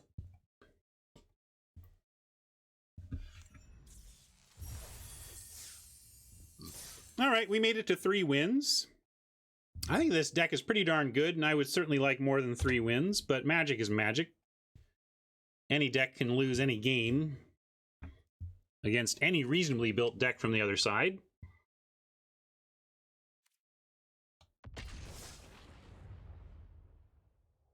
We haven't gone back to reassess our deck build. There were a lot of finicky choices at the tail end of our deck building today.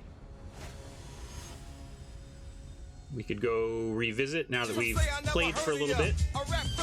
One of the big controversial choices is the main deck shield that we're using to protect some of our big important cards, and it's been valuable in at least one of our wins and been kind of a blank in one of our losses, so there you go.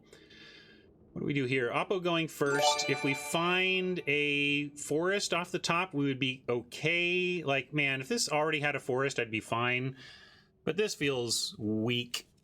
To be rooting for land when you already have 4 in your opener just feels ugh. So let's mulligan and find something better. We did it. This is better. We're going to ditch an island, play Eidolon into training, and be a little greedy with our lands here. Hope we draw out of it with the tools we have here. You could argue keep a land to try and eventually draw 7, but that's not really my concern right now.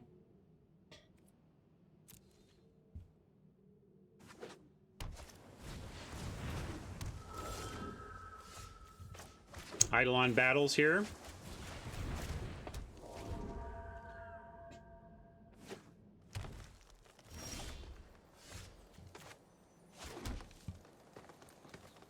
Let's go training. And let's see, can they do anything to really punish this? I guess if they have bounce an opponent's creature, they could 1-for-1 us. That'd be all right.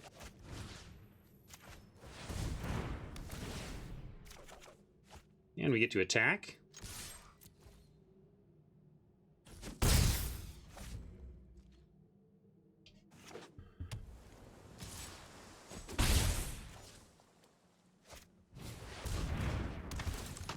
Some say I never heard of ya, a rap burglar.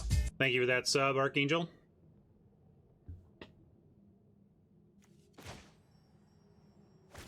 We can Blessing and take out the 3/2, leaving us with a 2/4 that can then block the Enraptured. We can fight, yeah, we can fight down the 1/2, but why are we doing that right now, Miles? I mean, eventually they may draw 7 from it or whatever, but that's a ways off. I think, I don't think it's the time to do that yet. Yeah, well, if we Blessing the 3/2, then this wins the 2/3 anyway. Some say I never heard of ya, a rap burglar. Hey, Rob, thank you. Well, yeah, in the sense that you end up with a big creature and it does something on the turn, and yeah, I'm doing it.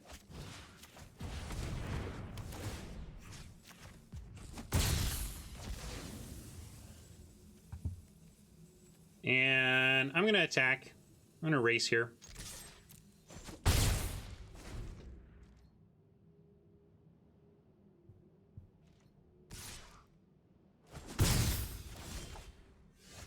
Yeah, nothing was great there, but I didn't like getting the shield down because I just didn't think it was doing much for our actual situation. You know, this is we put this in to protect our great creatures, and we don't have those yet, so I don't really want to spend time on it right now. I'm really worried about Deny the Divine, but we don't have any choices. I think we're on the draw anyway, right? So maybe they're stuck on land. I chose to race there because we had a 4/3 coming that was, you know, at least going to do this. I just felt like with the 4/3 coming, we were in good shape.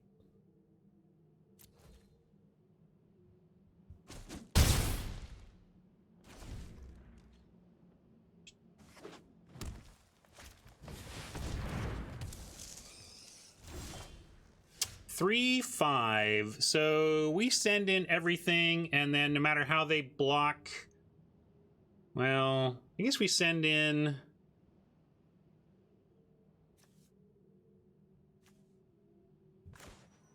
Play this.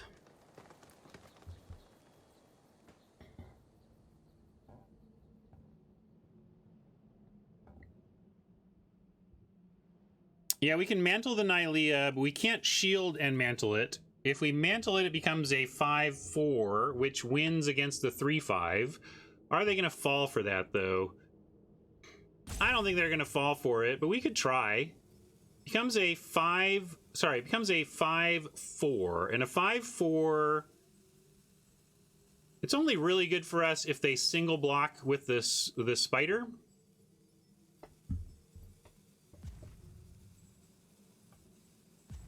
So I'm not going to do that yet. I'm going to go with shield up our Huntmaster, and then we'll consider that attack next turn when it's when a 5/6 is going to do a lot better job against a double block than this 4/5.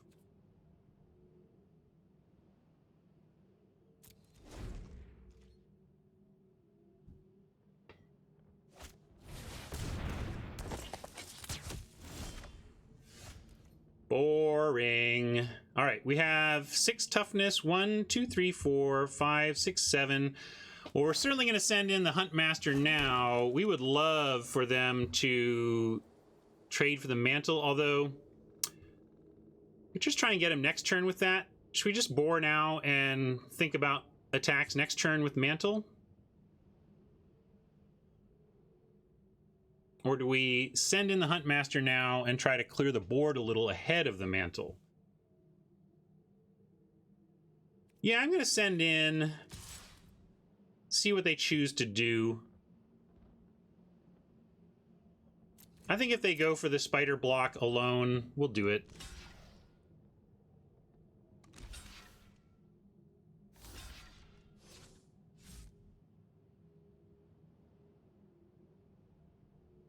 All right, they're going for the 1-for-1. So this takes off so much power from the board in the face of the boar that I am going to delay the boar for a turn to take this, to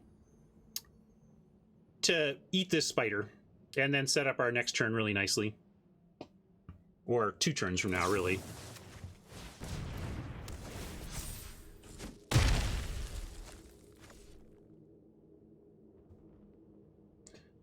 Do we want to move the shield? I kind of like it on the Huntmaster. I mean, we don't care if they get rid of the Eidolon, right? You just want a bigger butt on defense? Why do y'all want to move the shield? Do we like the Eidolon more than the Huntmaster? I guess, but if they spend resources on killing the Eidolon, I don't hate that either. But all right, we can move it.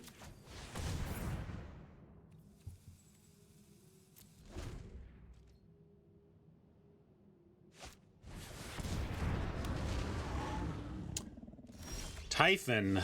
Now I want to go Colossus, really. Although we could have a 10-8 boar. Pretty strong. 4, 5, 6, 7, 8. They can still kill it. But we could offer the Huntmaster here. They're a ways off from getting the Typhon back. So yeah, let's send in Huntmaster at least as an offering. Although we can move if we can't move 5, 6. We can't move and play boar.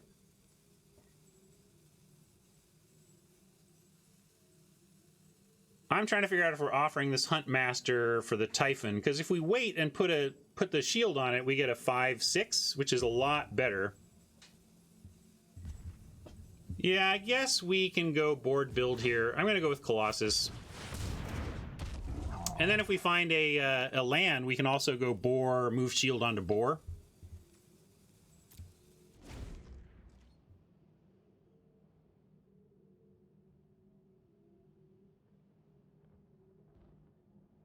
Yeah, I kind of felt to chat pressure and move the shield, but I didn't have a great reason. I mean, the reason was to protect it for the draw 3, which is fair. But now with their shields down, though, I'm going to go ahead and set up a protected boar. Or let me think this through. I have 0 hourglasses, though, so I got to think about this. Are we doing any attacks here? No, we just go for boar and try to win next turn. Because then their cards don't matter, right?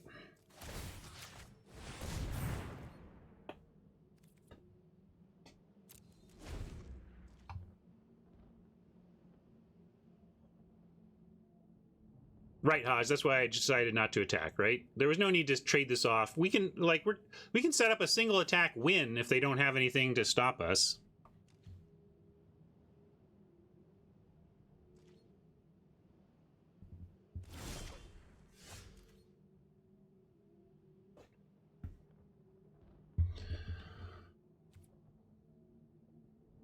Yeah, let's see it. I want it. Bring me your main deck fog. 1, 2, 3, 4, 5, 6, 7, 8, 9, 10. So they can kill it. We can leave the Eidolon back because if they have anything to stop this, they're going to stop lethal. If they can stop the Huntmaster or the Colossus, the lethal is off the table. So we can send in Boar, leave back Eidolon, leave back some defense, and play the Kraken still as well. Yeah, I kind of want to see the fog. Bring the fog.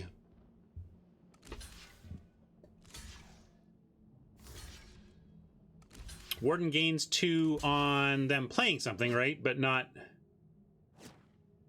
This is if they don't have anything, but which is unlikely, I acknowledge. Let's see. The things we most want dead in this world. Probably in this order. We have 10. 1, 2, 3, 4, 5, 6, 7, 8, 9, 10. We could get rid of this Eidolon, but they're not going to be cashing that in for cards. I think this is correct. East wants the Eidolon, but look, they got 4 land. This Eidolon is just a 1/2. I don't think we should worry about the Eidolon.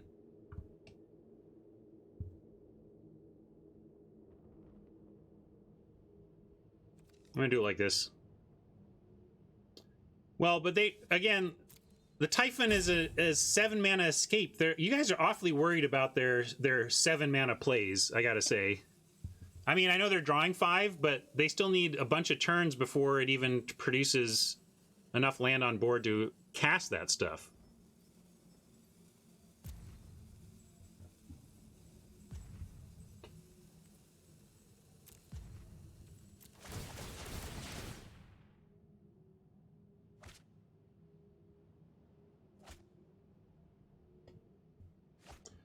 We're going to make them choke on cards, and they're seeing if they can find some instant speed responses to this 11 power.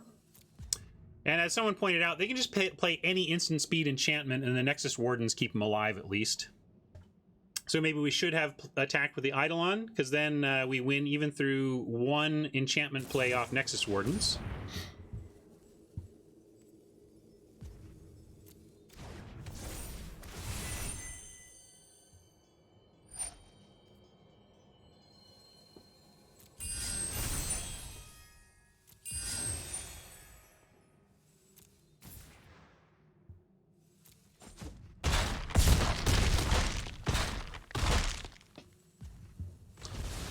Alright, well, we're going to see if this Boar hurt us or helped us again. Yeah, the Eidolon, I mean, we're running on low hourglasses. If we attack with the Eidolon, we win. But we didn't. Thank you for the host, Magic. Welcome back. We are trying to find a way to get 2 more in here. Often there are flavor reasons for things like that.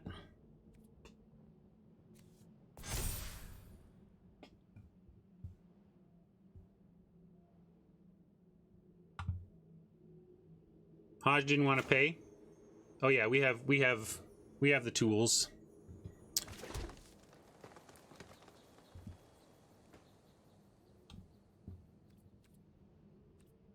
So, do we have attacks? We have a 6/7 that is going to be chumped. This can bounce here, and actually, I guess we move the shield to the Huntmaster. That means we can't philosophize. But if we move the shield to the Huntmaster, we get a 5/6, and a 6/7 and a 5/6 are good attackers on this board. Really puts a question to this Wardens and what it's going to do to not die. So I'm going to not draw 3 this turn to actually try to be able to attack this turn.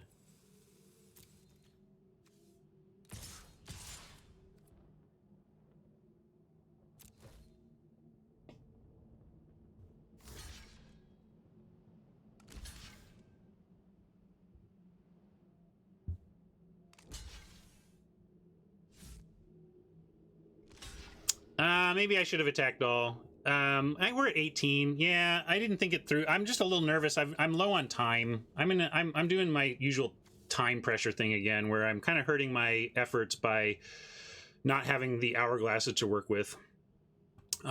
So can't take out the warden's going to take out the witness.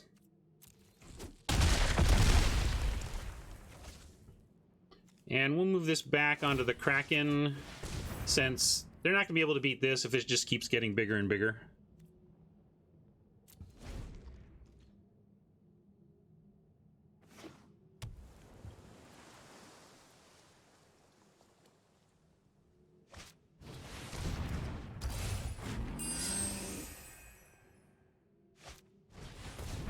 Well, the fuel we gave them from that boar attack is keeping them alive right now.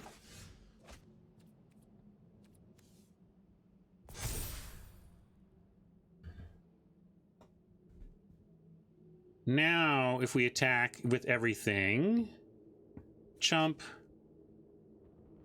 3, 4, 5, 6. Yeah, we can attack with the Nader Kraken now because they can't block and kill it, and we can attack with the Eidolon. They could put enough to kill that. Actually, we just draw here. So we're going to attack with these two and draw here.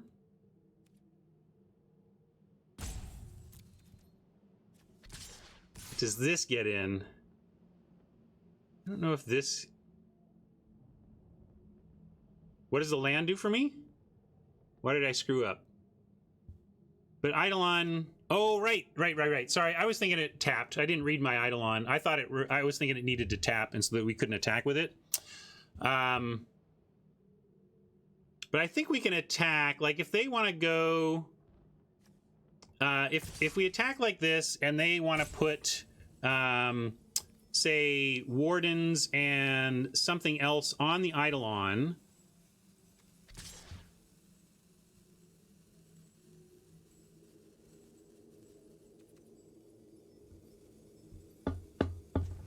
Just trying to decide if I've put us in a spot where we shouldn't attack with the Eidolon now, or whether we're happy if they do the things they need to kill it. So if they use 2 of their blockers to kill the Eidolon, they have 2 more blockers to deal with this. They chump, and then take 1.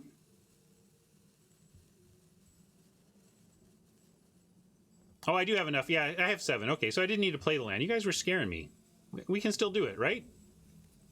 We have the 7. Okay, now I feel better. Let's send all.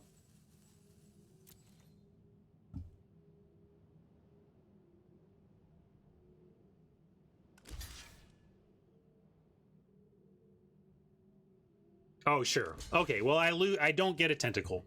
No, it's all right. I was mainly afraid that we wouldn't get to draw 3. But as long as we get to draw 3, I'm happy.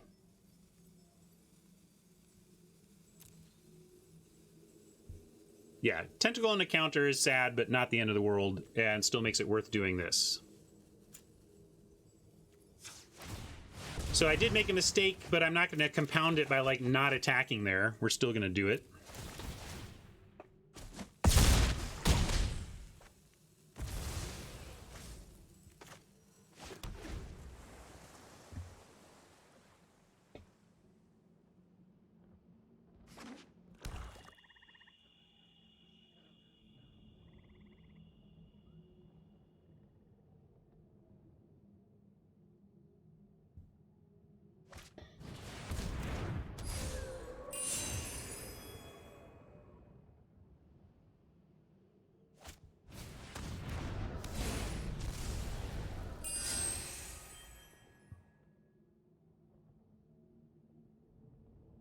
Even if Oppo draws 3 off the Eidolon, there is no point at this game where I think it was correct to use our resources to kill it, just on the statistical likelihood of it mattering in the game. So let's not be roddy, but let's also learn. You know, games can go much longer than you expect, so even though you think, oh, they'll never do it, sometimes they can do it, but we still have to make sure that the information we had at the time represented the best decision we had available.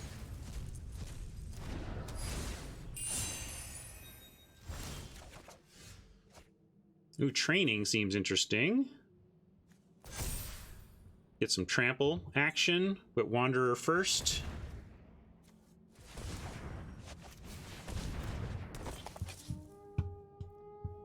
Yeah, Rob, yes. I've acknowledged the mistake. I'm not sure what you want from me. You want me to punch myself? Let's further discuss the Kraken play. All right, so let's put this on the Colossus or the Kraken.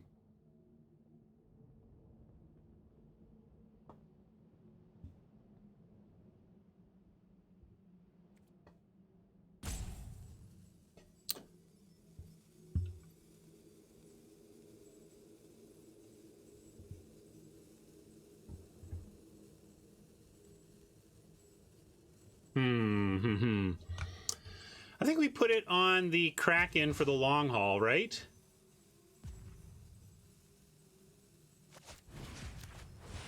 This is just gonna be, we're gonna want this on the Kraken in the long haul.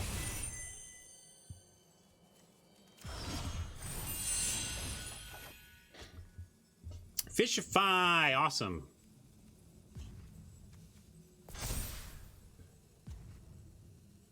So, fishy, fishy, fishy. We're gonna make the Wardens is a pretty good fish target.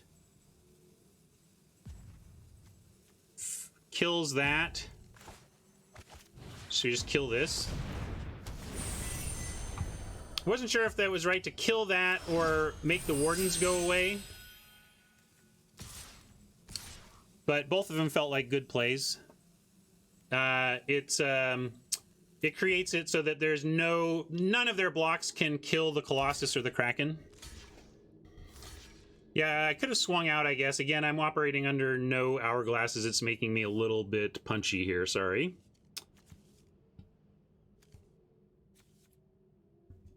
And let's make sure this is right, though. So we got 6. Yeah, we definitely want to take out the big one.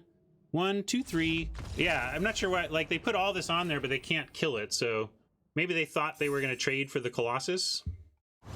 I think they thought they were going to get the Colossus there, and then when they realized the math wasn't going to kill Colossus, they scooped. Boy, well, I put myself in a tough spot time-wise, but we did find the win. Let's take that, and nice to get us above 3. Really think this deck deserved is a dangerous word. I really felt on average this deck was capable of more than 3 wins on average, so was hoping to push it above, and we did.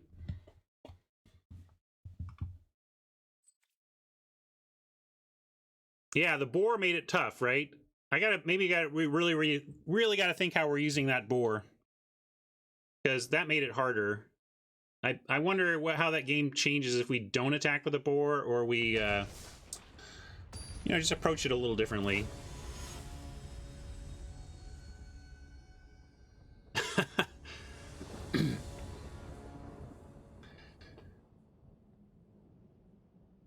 Have a channel points option. Continue beating on Ryan for that mistake.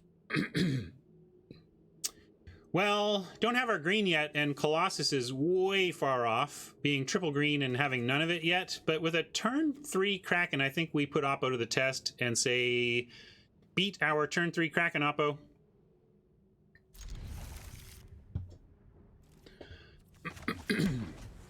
Well, in that case, Alucardio, if we had just swung out with everything, we would have won the game on the spot. So I think the other thing is, if we didn't think through the possibility of them gaining 2. If we had, then I would have played that much differently.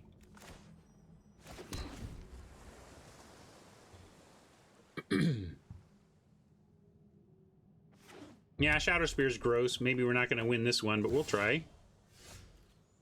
Kraken might get us there anyway. At least Red Omen can't kill it. They could untap, play a land, and have the red 3 mana uncommon 3 damage spell to kill it. But other than that, we start to grow this thing. Come on. All right.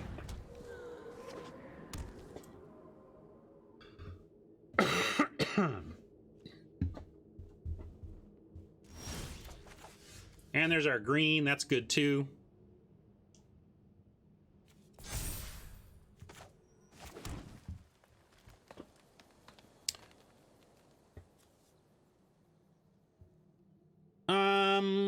let's make the Dryad fishy. I don't know. Well, I don't know if it does that much. It's not even that good of a card. We could attack and then fight. Let's attack and fight. That's better. I can make it a 4/5, but then they don't block. I'm going to send in and send in with both. They can even have the tentacle.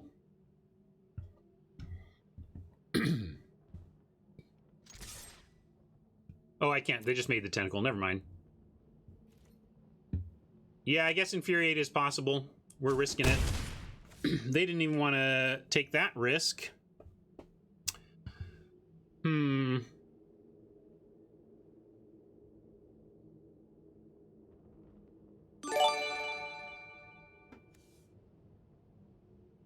Making a 3/6 is interesting. Yeah, let's just train, though.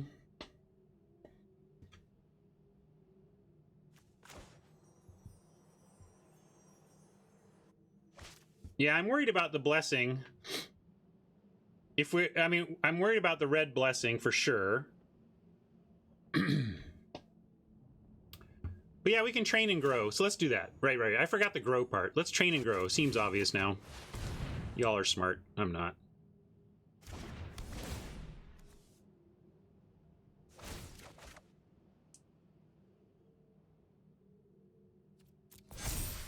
Out of range of blessing now, and we got the extra value even if they find some way to kill it.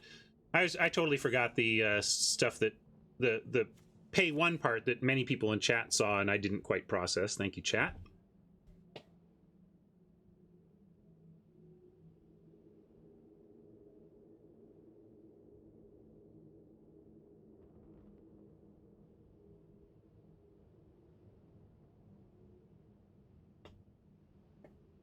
Well, Haj, even if I had figured it out, I think I still do the play I did. It's not. There was no way they were blocking a 4-power or a 5-power, but there was a strong possibility they blocked the Dryad against the 3/4, in which case we get the win. We get to fight afterwards. So even if I had seen fully the play through to the end of the turn, I would have done the same thing.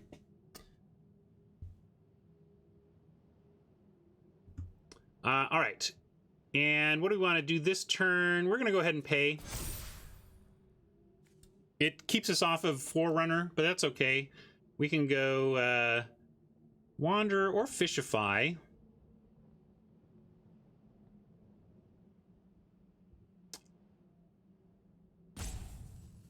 We can fight the 4/1 or the 2/4. Both do good things for us.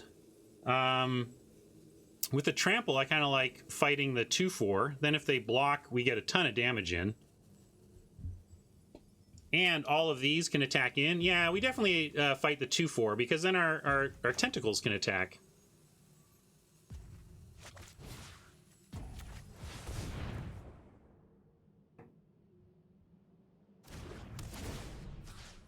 So they showed a pause. If they go... No, we couldn't. Look at our mana.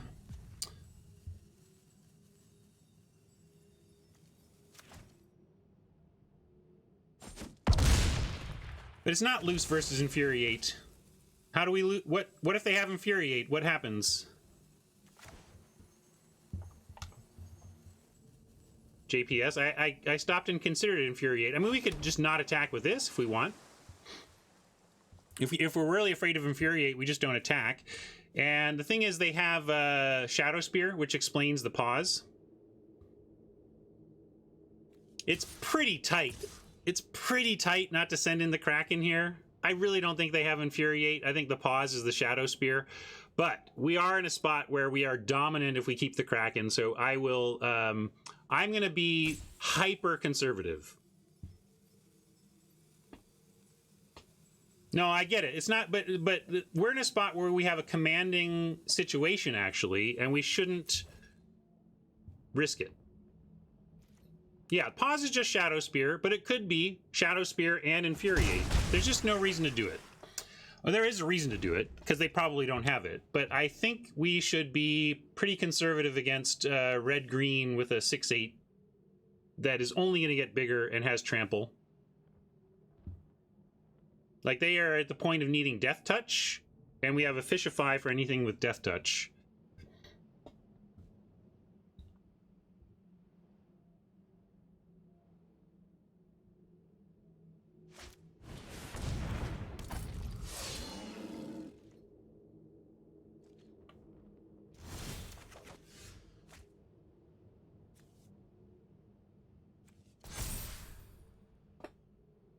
Man, we can't seem to find a second green. Yeah, just Death Touchers are what we're worried about. And Wanderer, we can Fishify the Chained. And then we're good. Yeah, let's do that, and then we don't care about Infuriate. We're still playing around Infuriate with this play.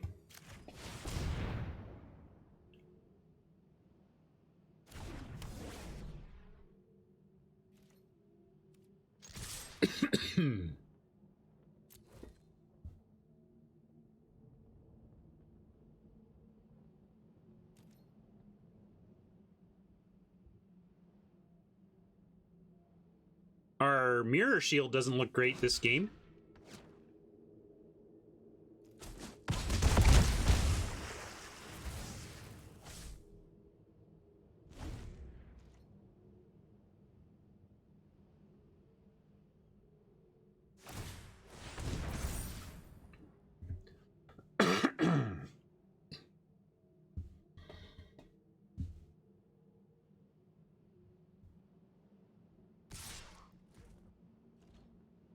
Interesting.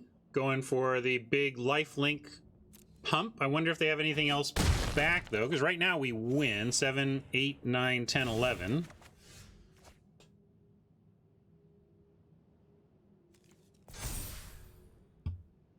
$12. Do we play anything here or just go in with it? Let's put a training on one of these Krakens.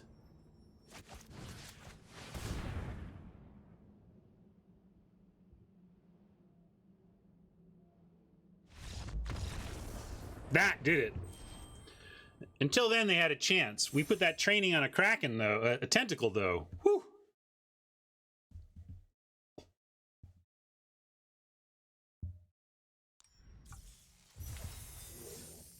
All right, nice. You know I love making it to 5 wins. That 650 gem return is always great when it's a... You know, we paid gold to enter, but if you think of it as a 750 gem entry, getting 650 back is just fantastic. It's how we're staying infinite around here, is running up to 5 wins on best of 1.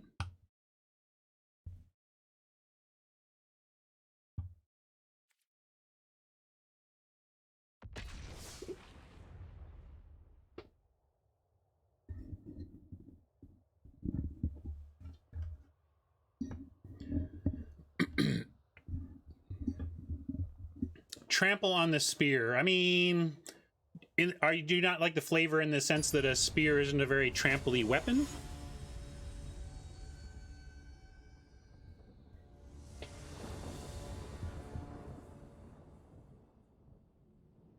Do we keep this? We have a play on 2, a possible play on 3, better play on 2 with the forest. We have a Chimera and a Blessing in hand. I'm going, I want to do a greedy keep. How greedy is it? We have, how many green sources? 9. 9 green. It's our top number. Yeah, all right, I'm gonna keep, greedy keep. Uh-oh, Hajwood Mole, that probably means I made a mistake. At least we already got 5 wins. I'm happy about that. And we have a play here. And now... Come on, deck. Bring us a forest. And then we're in awesome shape. Hey, D. How you doing? Not too long. You just didn't stay very long last time. Nah, nothing new around here. Ah, drat. Hodge is vindicated so far, from a results-oriented standpoint anyway. Alright, well, we got something. Got a land to play anyway, but of course, not the one we wanted to see.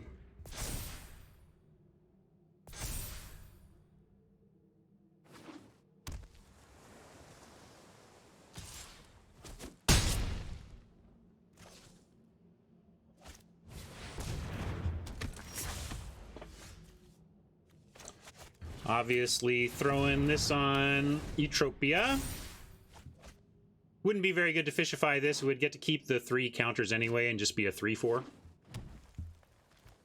Now, Fyther's asking about that, but no, I don't think so. I think you just got to give that up. You can't use one of your premium removal spells to turn a 4/4 into a 3/4. Well, I'm getting punished for my greed. Big time. Let's see, do we want to go Chimera? Chimera can't trade with anything. I guess we go Philosophy Chump. Or,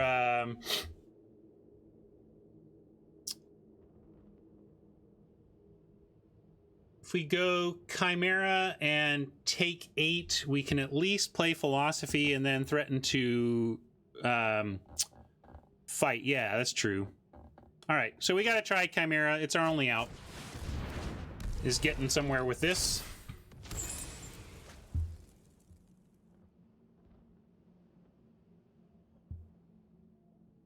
We got unlucky, or I mean, unlucky just means things didn't break the way we wanted. Things didn't break the way we wanted, but we had a lot of shuffles, a lot of deck orders in which things break awesomely for us. So while this game is not playing out how we hoped, it's not definitive that we should have mulliganed. It's just one of the consequences of keeping that we knew.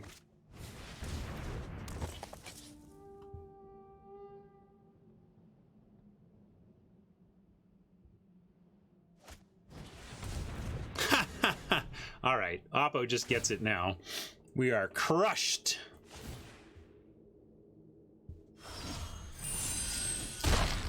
Based on Oppo's draw, I'm not thinking there are many draws we could have had at 6 or below that would have actually done anything here.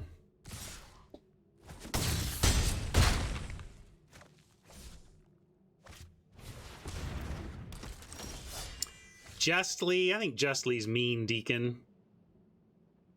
We were punished in one of the ways that we knew could happen. Justly. Again, that just gets into dessert. What we deserve versus what opponents deserve. And I don't know about.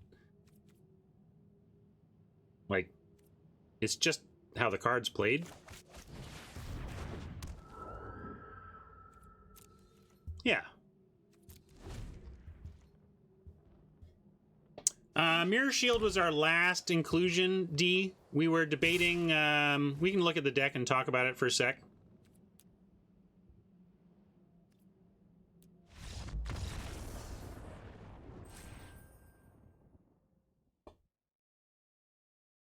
Well, fittingly is kind of the same thing. I mean, I don't know. Like, fitting...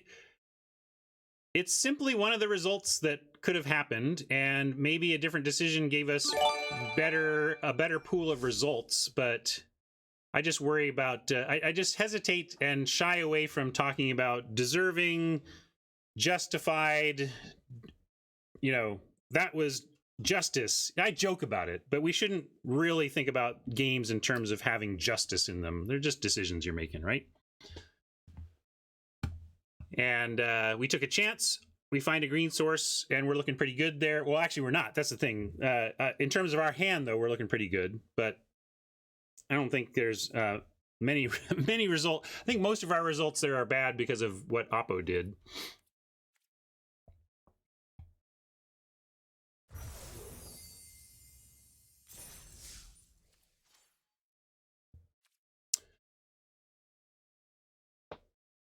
Fythers wants to know what I do besides stream Magic. Well, I sell magical cards.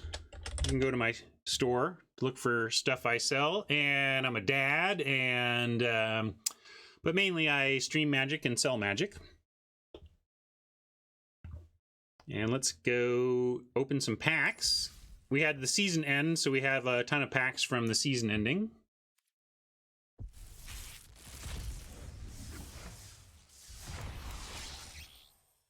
And since we have some extra time, let's do the thing I've been doing. Well, we could go play... we could either play a match against randos from a different draft, or we can start battling against each other. So I'll see what people want to do there. But first, I'm going to jump onto the soapbox, say goodbye to our YouTube friends for hanging out for this draft. We'll catch you the next one, all right? See ya.